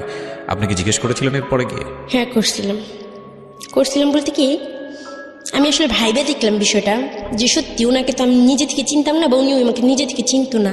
ওনার কথাটা তো অতি বাস্তব যে আমার আঙ্কেল আর আমার নানাই না ওনার হাতে আমাকে দিয়ে গেছিল যে এটা তোমার বাবা। তো দোষ যদি থাকে, অ্যাকচুয়ালি দোষটা কিন্তু তাদের, মানে অপরাধী কিন্তু আমি তাকে ভাবছি, বাট সে আমার চোখে আঙুল দিয়ে দেখাই দিছে বিষয়টা। তো আমি নানাকে যে জিজ্ঞেস করি, তখন সে আমাকে ডাইরেক্ট বলে যে তোমার ভাইকে আমরা পালন টালন করছি, তোমরা কি আমি জানি না। সেও একই কথা বলে যে আমাদের কাছে কখনো আর আসবে না। সিম টিমটা মানে ফোন নাম্বার যে, সেটা মাঝে মাঝে ফোন দিতাম, সে নাম্বারটা পর্যন্ত চেঞ্জ করে ফেলে আমার নানা নানি। আমাকে এক কথা বলে যে তোমার ভাইয়া হচ্ছে আমাদের বাসায় কাজ করতো, আসলে তোমরা কি আমরা জানি না, ঠিক আছে, আর আমাদের বারবার এইভাবে আসবে না, তাহলে পুলিশে কমপ্লেন করবো। বাট ওই যে সাংবাদিকটা আমার সাথে ফার্স্ট ফিজিক্যাল করছিল, ও আমাকে বলে তোমার নানা নামে মামলা করো রিপা, মামলা করো, তোমার মার যে সম্পত্তি আছে ওখান থেকে তুমি সম্পত্তি পাবা, প্লাস বাপ চাচা সব আত্মীয় স্বজন দেখবা, অটোমেটিক বেরিয়ে আসবে। আমি তখন বললাম যে হ্যাঁ, আমি এতগুলো বছর এত কষ্ট করছি, যেখানে তার স্বীকৃতি দেয় নাই, নিজে থেকে পরিচয় দেওয়ার প্রয়োজন মনে করে নাই, ভালোবাসে নাই, এই ঝামেলা টামেলা করতে যায় শুধু পুলিশের ফেস হব। আমি আর চেষ্টা করিনি তাদের কাছে যাওয়ার জন্য, তাদেরকে খোঁজার জন্য। আজ থেকে কতদিন হয়ে গেছে, বছরখানিক হয়ে গেছে, আর মানিকগঞ্জের দিকে পা রাখিনি, আর কথা হয় নাই, আর দেখা হয় নাই, আর খোঁজার চেষ্টা করিনি। আমি খুঁজে কখনো কিছু পাইনি, যা পাইছি তা নিতে আমার বুকে অনেক কষ্ট হয়, আমার বুকে জায়গা থাকে না। প্রিয় শ্রোতা, আপনারা শুনছেন প্রাণ মিস্টার ম্যাঙ্গো ক্যান্ডি প্রেজেন্স জীবন গল্প। জীবন গল্পের অতিথির গল্পে আবারও ফিরবো, তার আগে আপনাদেরকে মনে করিয়ে দিচ্ছি, সিচুয়েশন যখন খুব কড়া, মন বসে না কোনো কাজে, তখন মন ঠিক করতে মুখ দিতে পারেন কাঁচা আমের স্বাদে Pran mister mango candy, good mood guaranteed.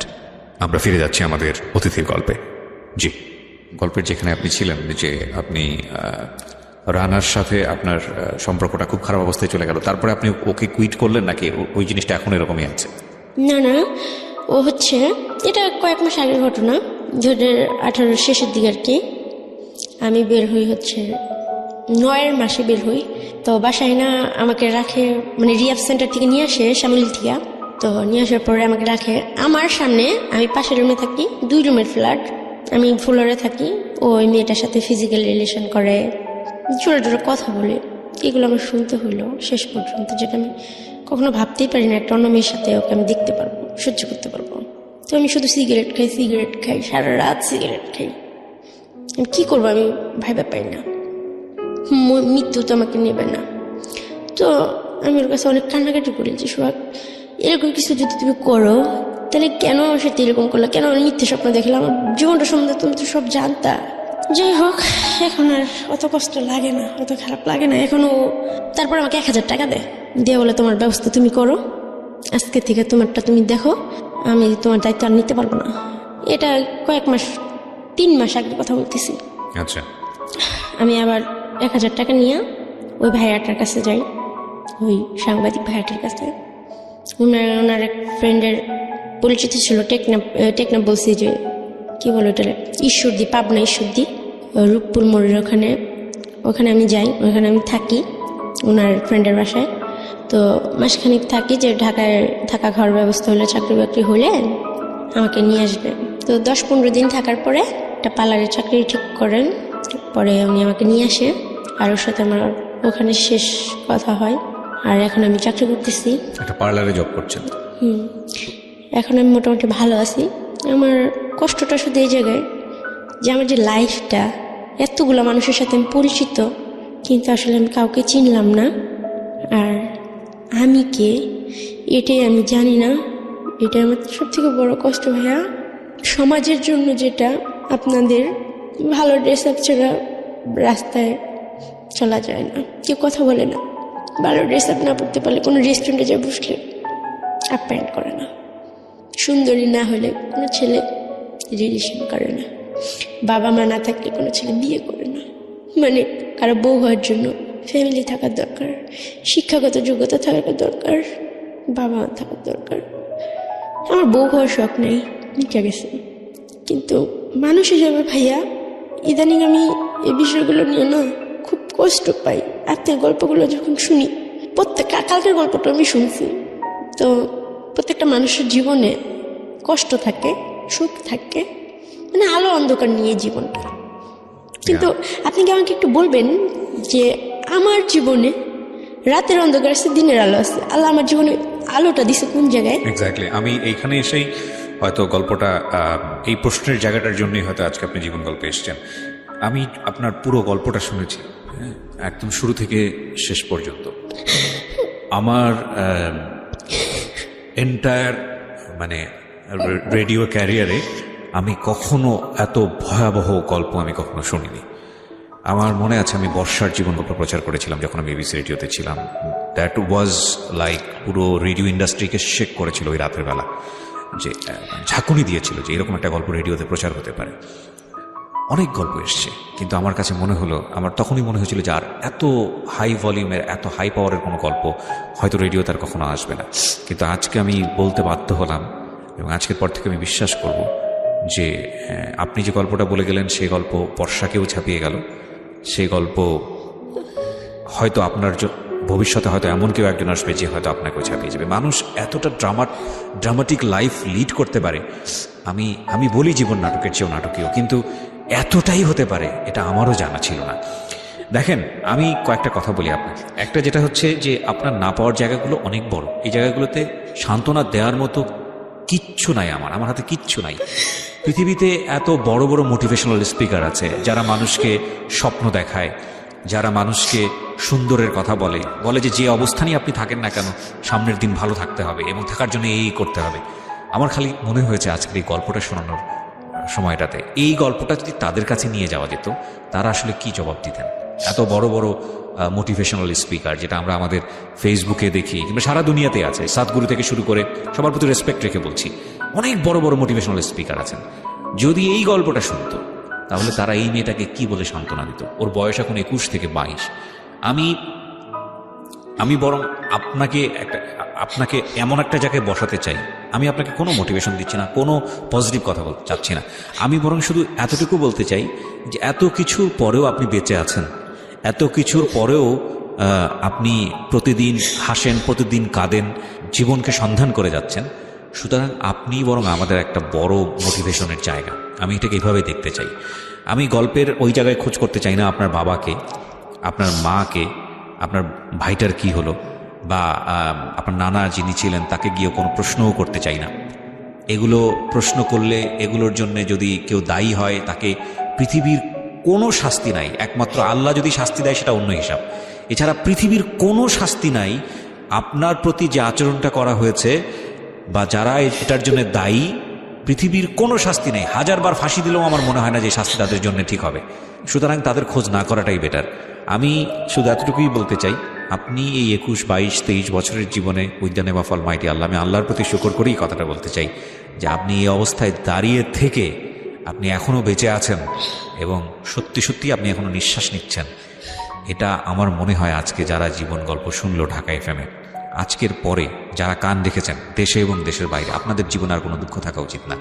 এই মেয়েটাকে দেখলে আর দুঃখ থাকা উচিত না। এই মেয়েটাকে আমার কিচ্ছু বলার নাই, কারণ আমি ওকে কি বলবো বলেন, আমার কোনো ভাষা নাই।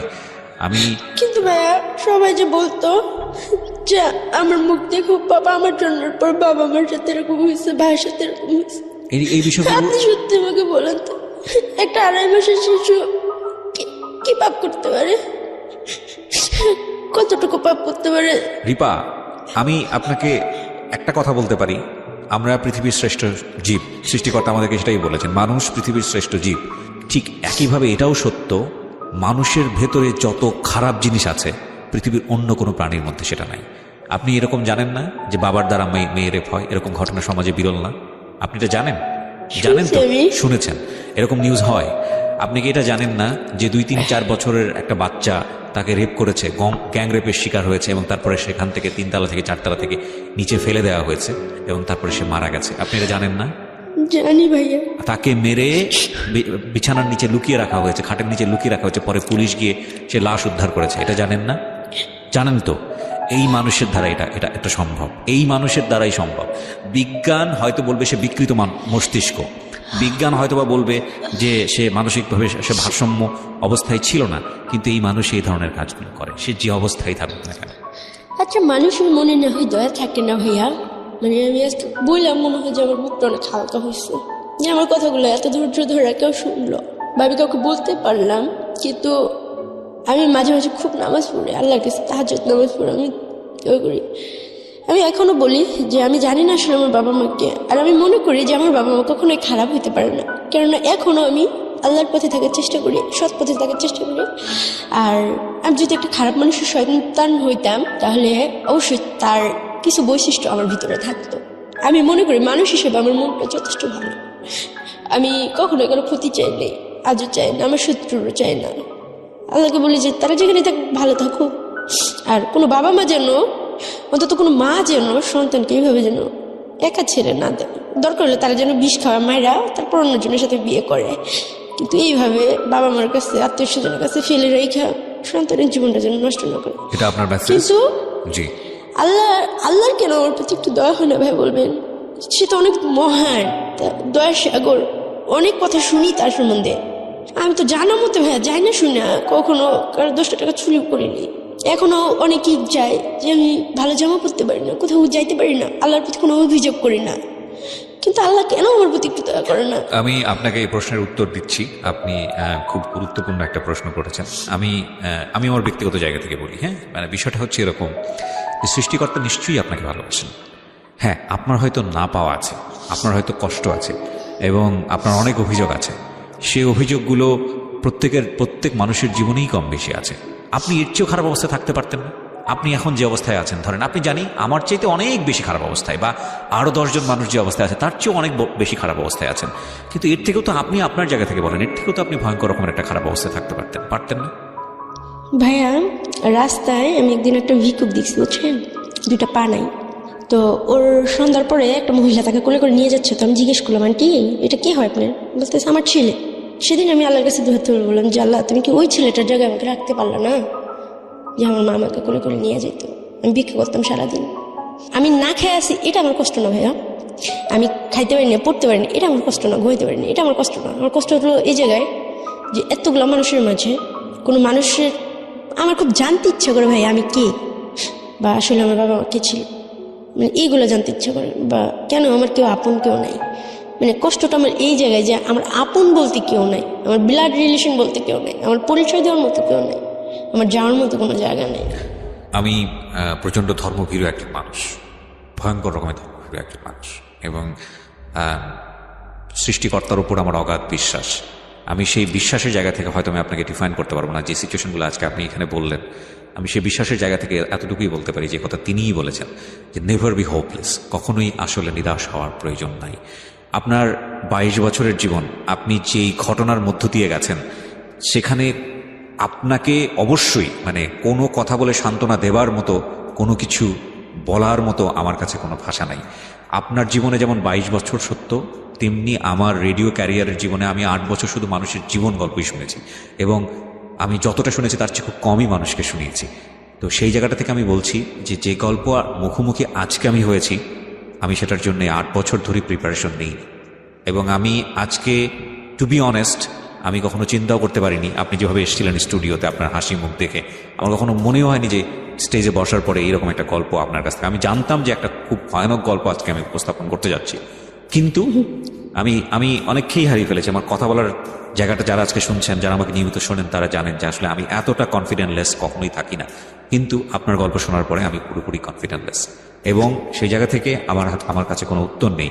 কারণ যেই জায়গাটিতে আপনি আঘাতপ্রাপ্ত সেটা মন, এই মনের রকমের জায়গায় আসলে মোটিভেশন দেওয়ার মতো অবস্থা আমার নাই পুরো গল্পটা শুনে।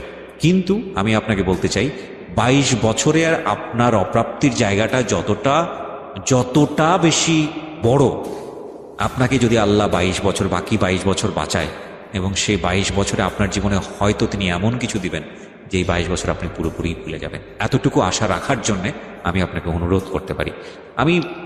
আমি জানি আপনি সেটা রাখবেন এই কারণে, কারণ আপনি দেখেন আপনি অ্যাসাইলামে ছিলেন প্রায় 12 বছরের মতো। অ্যাসাইলাম তো বলবো না, আসলে এতিমখানায় ছিলেন আপনি হচ্ছে প্রায় 12 বছরের মতো।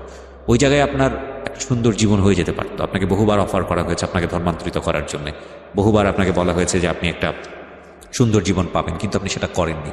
এবং সেটা আপনার দ্বারা করাটা করলে খুব বেশি অবাক হওয়ার মতো সুযোগ ছিল না, এই কারণে যে মাত্র 6 বছর বয়সে আপনি তিনখানা চলে গেছেন। ওই সময় আপনি ধর্মকর্ম কি বোঝেন? সুতরাং ভিন্ন একটা সংস্কৃতিতে গিয়ে আপনি হয়তো এরকম করলেও করতে পারতেন, বাট আপনি করেননি। সুতরাং সৃষ্টিকর্তার প্রতি আপনার যে ডেডিকেশন, আপনার যে রেসপেক্ট, সেটা এখনও আছে বলেই আপনি এখনও ফাইট করে যাচ্ছেন। এবং আপনি যে দিন শেষে একটা কথা বললেন যে আপনি ভালো আছেন, হ্যাঁ, আপনি ভালো আছেনের জায়গাটায় আপনি অনেক বেশি শক্তিশালী, নইলে আপনি 22 বছর পর্যন্ত, এতদিন পর্যন্ত আপনি টিকে থাকতে পারতেন না। আমি আরেকটা কথা আপনাকে বলি, সেটা হচ্ছে কোনো মানুষকে ছোট করে না। আমি যদি রেডিওতে অ্যানাউন্স করি কালকে অন্তত 100 জন লোক দাঁড়াবে যে আপনার ভাই হতে চায়, কালকে অন্তত 200 লোক আমার সাথে যোগাযোগ করবে যে আপনাকে যারা বিয়ে করতে চায়, কালকে অন্তত এরকম 100 থেকে 150 জন মানুষ দাঁড়াবে যারা আপনার বাবা মা হতে চায়। বাট পৃথিবীর কেউ আপনাকে কখনোই গ্যারান্টি দিতে পারবে না যে এই ইমোশনটা আপনার আমৃত্যু, আপনি একেবারে মৃত্যু পর্যন্ত তারা আপনার সামনে হয়ে থাকবে। যেহেতু গ্যারান্টি দিতে পারবে না, সেহেতু আমি অ্যানাউন্সমেন্টটাও দিব। কারণ যে জায়গাটায় আপনি ক্ষতবিক্ষত, সেটা হচ্ছে মানুষের মন। এই মানুষের মনের কারণেই আপনি দেখেন একটা মানুষ আপনাকে নিয়ে গিয়ে বাড়িতে জায়গা দিল, আপনার জন্য আলাদা একটা বাসা নিল, আপনাকে সে বাসায় ফিরে আপনার হাতে চুমু খেত, আপনার কপালে চুমু খেত, আপনি সেখানে গিয়ে আপনি দেখা শুরু করলেন আপনি একটা সংসারের স্বপ্ন, এবং সেই মানুষটাই আপনাকে 1000 টাকা দিয়ে লাথি মেরে ঘর থেকে বের করে দিল। সবই কিছুই কিন্তু এই মনের জায়গা, হ্যাঁ। এবং আপনি দেখেন এই মনের কারণেই আপনি যে এত বড় ফাইটটা করে চলেছেন, সেই ফাইটটার জায়গাটা আপনার এখনো বেশি, অনেক অনেক বেশি অপূর্ণ। হ্যাঁ, পরিবার আপনাকে হয়তো কেউ কখনো দিতে পারবে না। আপনার যে সুন্দর একটা স্বপ্নের জায়গায় আপনার জীবনে একটা হাজব্যান্ড আসবে, সেই জায়গাটায় আমি একেবারেই নিরাশ হতে চাই না। আপনার এই পুরো গল্পটা জানার পরে আপনার জীবনে যদি এরকম কেউ একজন আসেন এবং সে যদি আপনার সব কিছু ভুলিয়ে দেন, আপনাকে যদি একটা সুন্দর জীবনের স্বপ্ন দেখান, আমি খুব বেশি অবাক হব না। এরকম মানুষ আসতেই পারেন। সবচেয়ে বড় কথা হচ্ছে যে আল্লাহ নিজেই বলেছেন তুমি নিরাশ হয়েও না, তুমি নিরাশ হয়েও না। ঠিক আছে, আপনার জীবনে যেই ঘটনাই ঘটেছে না কেন, যাই ঘটেছে, আপনি তো এটা বিশ্বাস করেন। যদি বিশ্বাস না করেন তাহলে বিশ্বাস জায়গাটায় আপনাকে আসতে হবে। আপনার চেয়েও ভয়ঙ্কর ঘটনা হয়তো কারো জীবনে ঘটেছে, আপনি সেটা জানেন না। সেটা তো ভাই আমি এখনো স্বীকার করি যে প্রত্যেকটা মানুষের জন্য ভালো খারাপটা আছে ভাই, কিন্তু আপনার জীবনে যেটা হয়েছে ভালোটা আপনি খুঁজে পাচ্ছেন না।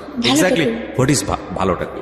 তো আমার মনে হয় যে এই সার্চ করার জায়গাটা, আমি জানি না প্রিয় শ্রোতা আপনারা কি বলবেন, মানে আমার আসলে উত্তর দেওয়ার মতো আসলে কিছু নেই। ভিক্ষা করে তার জন্য মা বলে একটা শব্দ আছে, শুধু মার জায়গাটায় আপনি কেন স্টিক হয়ে আছেন? কেননা আমি আমার মাকে খুব ভালোবাসি, আর আমি আমার মাকে কখনো ধরতে পারিনি। যাদের মা মারা গেছেন তারা কি করবেন? যারা সবাই আল্লাহর কাছে নামাজ পড়ে দোয়া করবে যে তার মাঝে মাঝে। আপনি ধরেন আপনার মা তো মারা গেছেন, আপনি হয়তো মায়ের কাছ থেকে যতটুকু পাওয়ার ছিল আপনি পাননি। আমি এরকম গল্প শুনেছি যে ভাই আপনাকে বলে বুঝাতে পারবো না, আমি জানি, আমার মার জন্য যে আমি মরতে পারতাম, মা শব্দটাকে আমি খুব ভালো। আমি এরকম গল্পও জানি যে 12-13 বছর বয়সে সেই ছেলে অনেক প্ল্যান করে তার বাবাকে খুন করেছে। আমি এরকম গল্পও জানি এবং সেটা আমি প্রচারও করেছি। সেটাও তো তার জীবনে একটা বাবা। তো ওর কাছে প্রার্থনাটা কি? এরকম বাবা থাকার চেয়ে না থাকাটা ভালো ছিল। আপনি তো আপনার পুরো জীবন জুড়ে মাকে খুঁজে পেলেন, আবার পেলেন না, পরিচয় পেলেন, আবার পেলেন না, একটা মিস্ট্রি। অনেকের জীবনে বাবা মার প্রেজেন্স সবচেয়ে বড় যন্ত্রণা দেখো ভাইয়া, যে আমি যে মা, মানে এগুলো একটা সময় ছিল না, কষ্ট ছিল। আমি ভাবছি মা মরে গেছে, বাট আমার জীবন আইসা এইভাবে আইসা আবার ফিরা আবার মারা গেছে। আমার একটা জীবনে কয়বার আমার মাটা মারা গেল আপনি বলেন তো? এক্স্যাক্টলি, আমার আসলে কোনো উত্তর নাই প্রিয় শ্রোতা। I am truly hopeless. আমি বৃথা চেষ্টা করছি ওকে বোঝানোর জন্য, কারণ এই সিচুয়েশনে আমি ভাবিনি, আমি এন্টায়ার ক্যারিয়ারে কখনো ভাবিনি। প্রশ্ন করছিলেন ভাইয়া যে তুমি কেন গল্পটা বলতে চাও, শিক্ষণীয় আছে। আসলে আমি নিজেও জানি না, আমি শুধু আমার কষ্টটা শেয়ার করার জন্য গল্পটা বলছি। আর কোনো মা যেন সন্তানের কথা একটু ভাবে। আমার গল্পটা যারাই শুনুক, কোনো সন্তান কালো হোক, পঙ্গু হোক, যাই হোক, দরকার হলে যেন 10 টাকার বিষ কিনা সন্তানকে মেরে ফেলে, কিন্তু রাস্তায় যেন কখনো ছেলে না দেয়। আমি এটাই বলতে চাই। আর মামা মামিরা মানে এতটা নিষ্ঠুরতা যেন না করে, কারণ আমরা তো রক্তে মাংস করা মানুষ। সবাই যেন একটু ভাবে নিজের মন থেকে। এক্স্যাক্টলি, আপনার জায়গা থেকে আপনি চমৎকারই বলেছেন। আমি যদি একটু আপনাকে আপনার জীবনটা নিয়ে জিজ্ঞেস করি, এত কিছুর পরে আপনি পজিটিভ যদি বলেন আপনার লাইফ নিয়ে, আপনি ভবিষ্যৎ জীবনটা কি করতে চান আপনার নিজের জায়গা থেকে? ভাই আমি একটা বিউটি পার্লার দিতে চাই, আর আমার যদি কখনো টাকা পয়সা হয় আমি একটা সেলাই সেন্টার খুলবো, আর পার্লারটাও আমার থাকবে, প্লাস রাস্তায় যে বাচ্চাগুলো থাকে, আমার অনেক টাকা হইলে আমি কখনো বিয়ে করব না, এটা আমি আশা করি। জানি না ভাগ্যে কি আছে, আল্লাহ জানে সব। আল্লাহ জানি না আমার কোনো পাপের ফলই হয়তো হবে, আল্লাহ আমাকে মাফ করুক। আমি ওই অনাথ বাচ্চাগুলো নিয়ে ওই এতিমখানায় যেভাবে দিন কাটাতাম, আমি ওদের পড়াশোনা শিখাবো, কোরআন পড়া শিখাবো, নামাজ পড়া শিখাবো, ওকে, যে কয়টা বাচ্চাকে পারি, 10টা বাচ্চা হলেও নিয়ে আমি থাকবো। ভাইয়া এতক্ষণ আমি বলার মতো কিছু পেয়েছি। সো আপনার হাতে 3টা জিনিস আছে। একটা হচ্ছে আপনি একটা সেলাই সেন্টার করতে চান, আপনি একটা এতিম বাচ্চাদের নিয়ে একটা ইনস্টিটিউশন করতে চান, আর আপনি কিছু পয়সা রোজগার করতে চান এইসব কাজের জন্য, রাইট? মানে আমি সামাজিকভাবে বাঁচার জন্য অল্প কিছু পয়সা রোজগার করতে চান। তো যেই মানুষটার স্বপ্ন থাকে সেই মানুষটা মরে যায় না। So you have a dream. আপনি এভাবে চিন্তা করেন যে আপনার যেহেতু স্বপ্ন আছে, আপনার এই কাজগুলো করা উচিত, এবং এটা এমন স্বপ্ন না যে স্বপ্ন আপনি পূরণ করতে পারবেন না।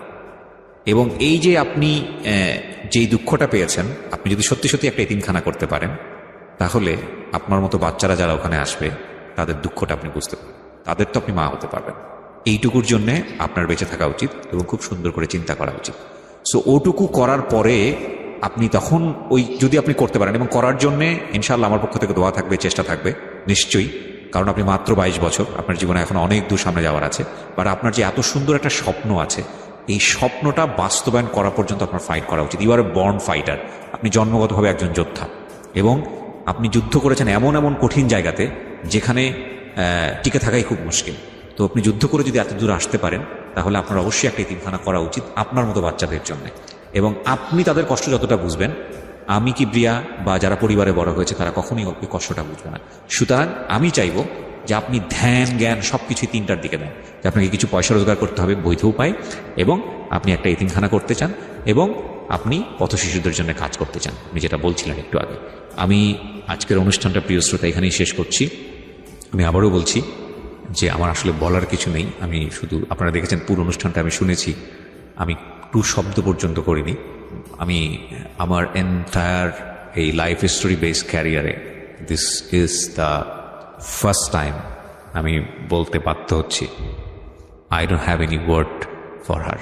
আমার নাই, কোনো ওয়ার্ড নাই, এবং এইটাই আমার অনেস্ট ওপিনিয়ন, এইটাই আমার ভিতর থেকে যা এসছে ওটাই আমি ওর জন্য বলেছি। ওর সাথে আমার যোগাযোগ থাকবে, এবং কেউ যদি ওর সাথে কোনোভাবেই যোগাযোগ করতে চান ওর স্বপ্ন পূরণের জন্যে, বা ইন দ্য সেন্স আপনি যদি মনে করেন যে না ওকে, আমরাও যদি মনে করি, বা ও যদি মনে করে যে না ওর সঙ্গে কমিউনিকেট করা উচিত, সেক্ষেত্রে আমার ফেসবুকের যে পার্সোনাল আইডিটি আছে সেখানে এসে আপনারা নক দেবেন, যেটা অলরেডি ট্যাগ করা আছে ঢাকা এফএমের পেজে কিংবা আমার RJK প্রিয়া পেজে। এছাড়া আমার ইউটিউবে যে ভিডিও দেওয়া আছে ওখানে ট্যাগ করা আছে। আমরা যদি প্রয়োজন মনে করি, প্রাসঙ্গিক মনে করি, আমরা আমাদের এই বোনটির সঙ্গে আপনাদের যোগাযোগ করিয়ে দেব। Thank you very much. এরকম আর গল্প কখনো শুনতে চাই না তা না, আসলে সৃষ্টিকর্তার কাছে আজকে দোয়া করে আজকের এই অনুষ্ঠানটা শেষ করতে চাই যে আল্লাহ তুমি কাউকে কখনো এইরকম জীবন দিও না। অনেক ভালো থাকুন, শুভরাত্রি।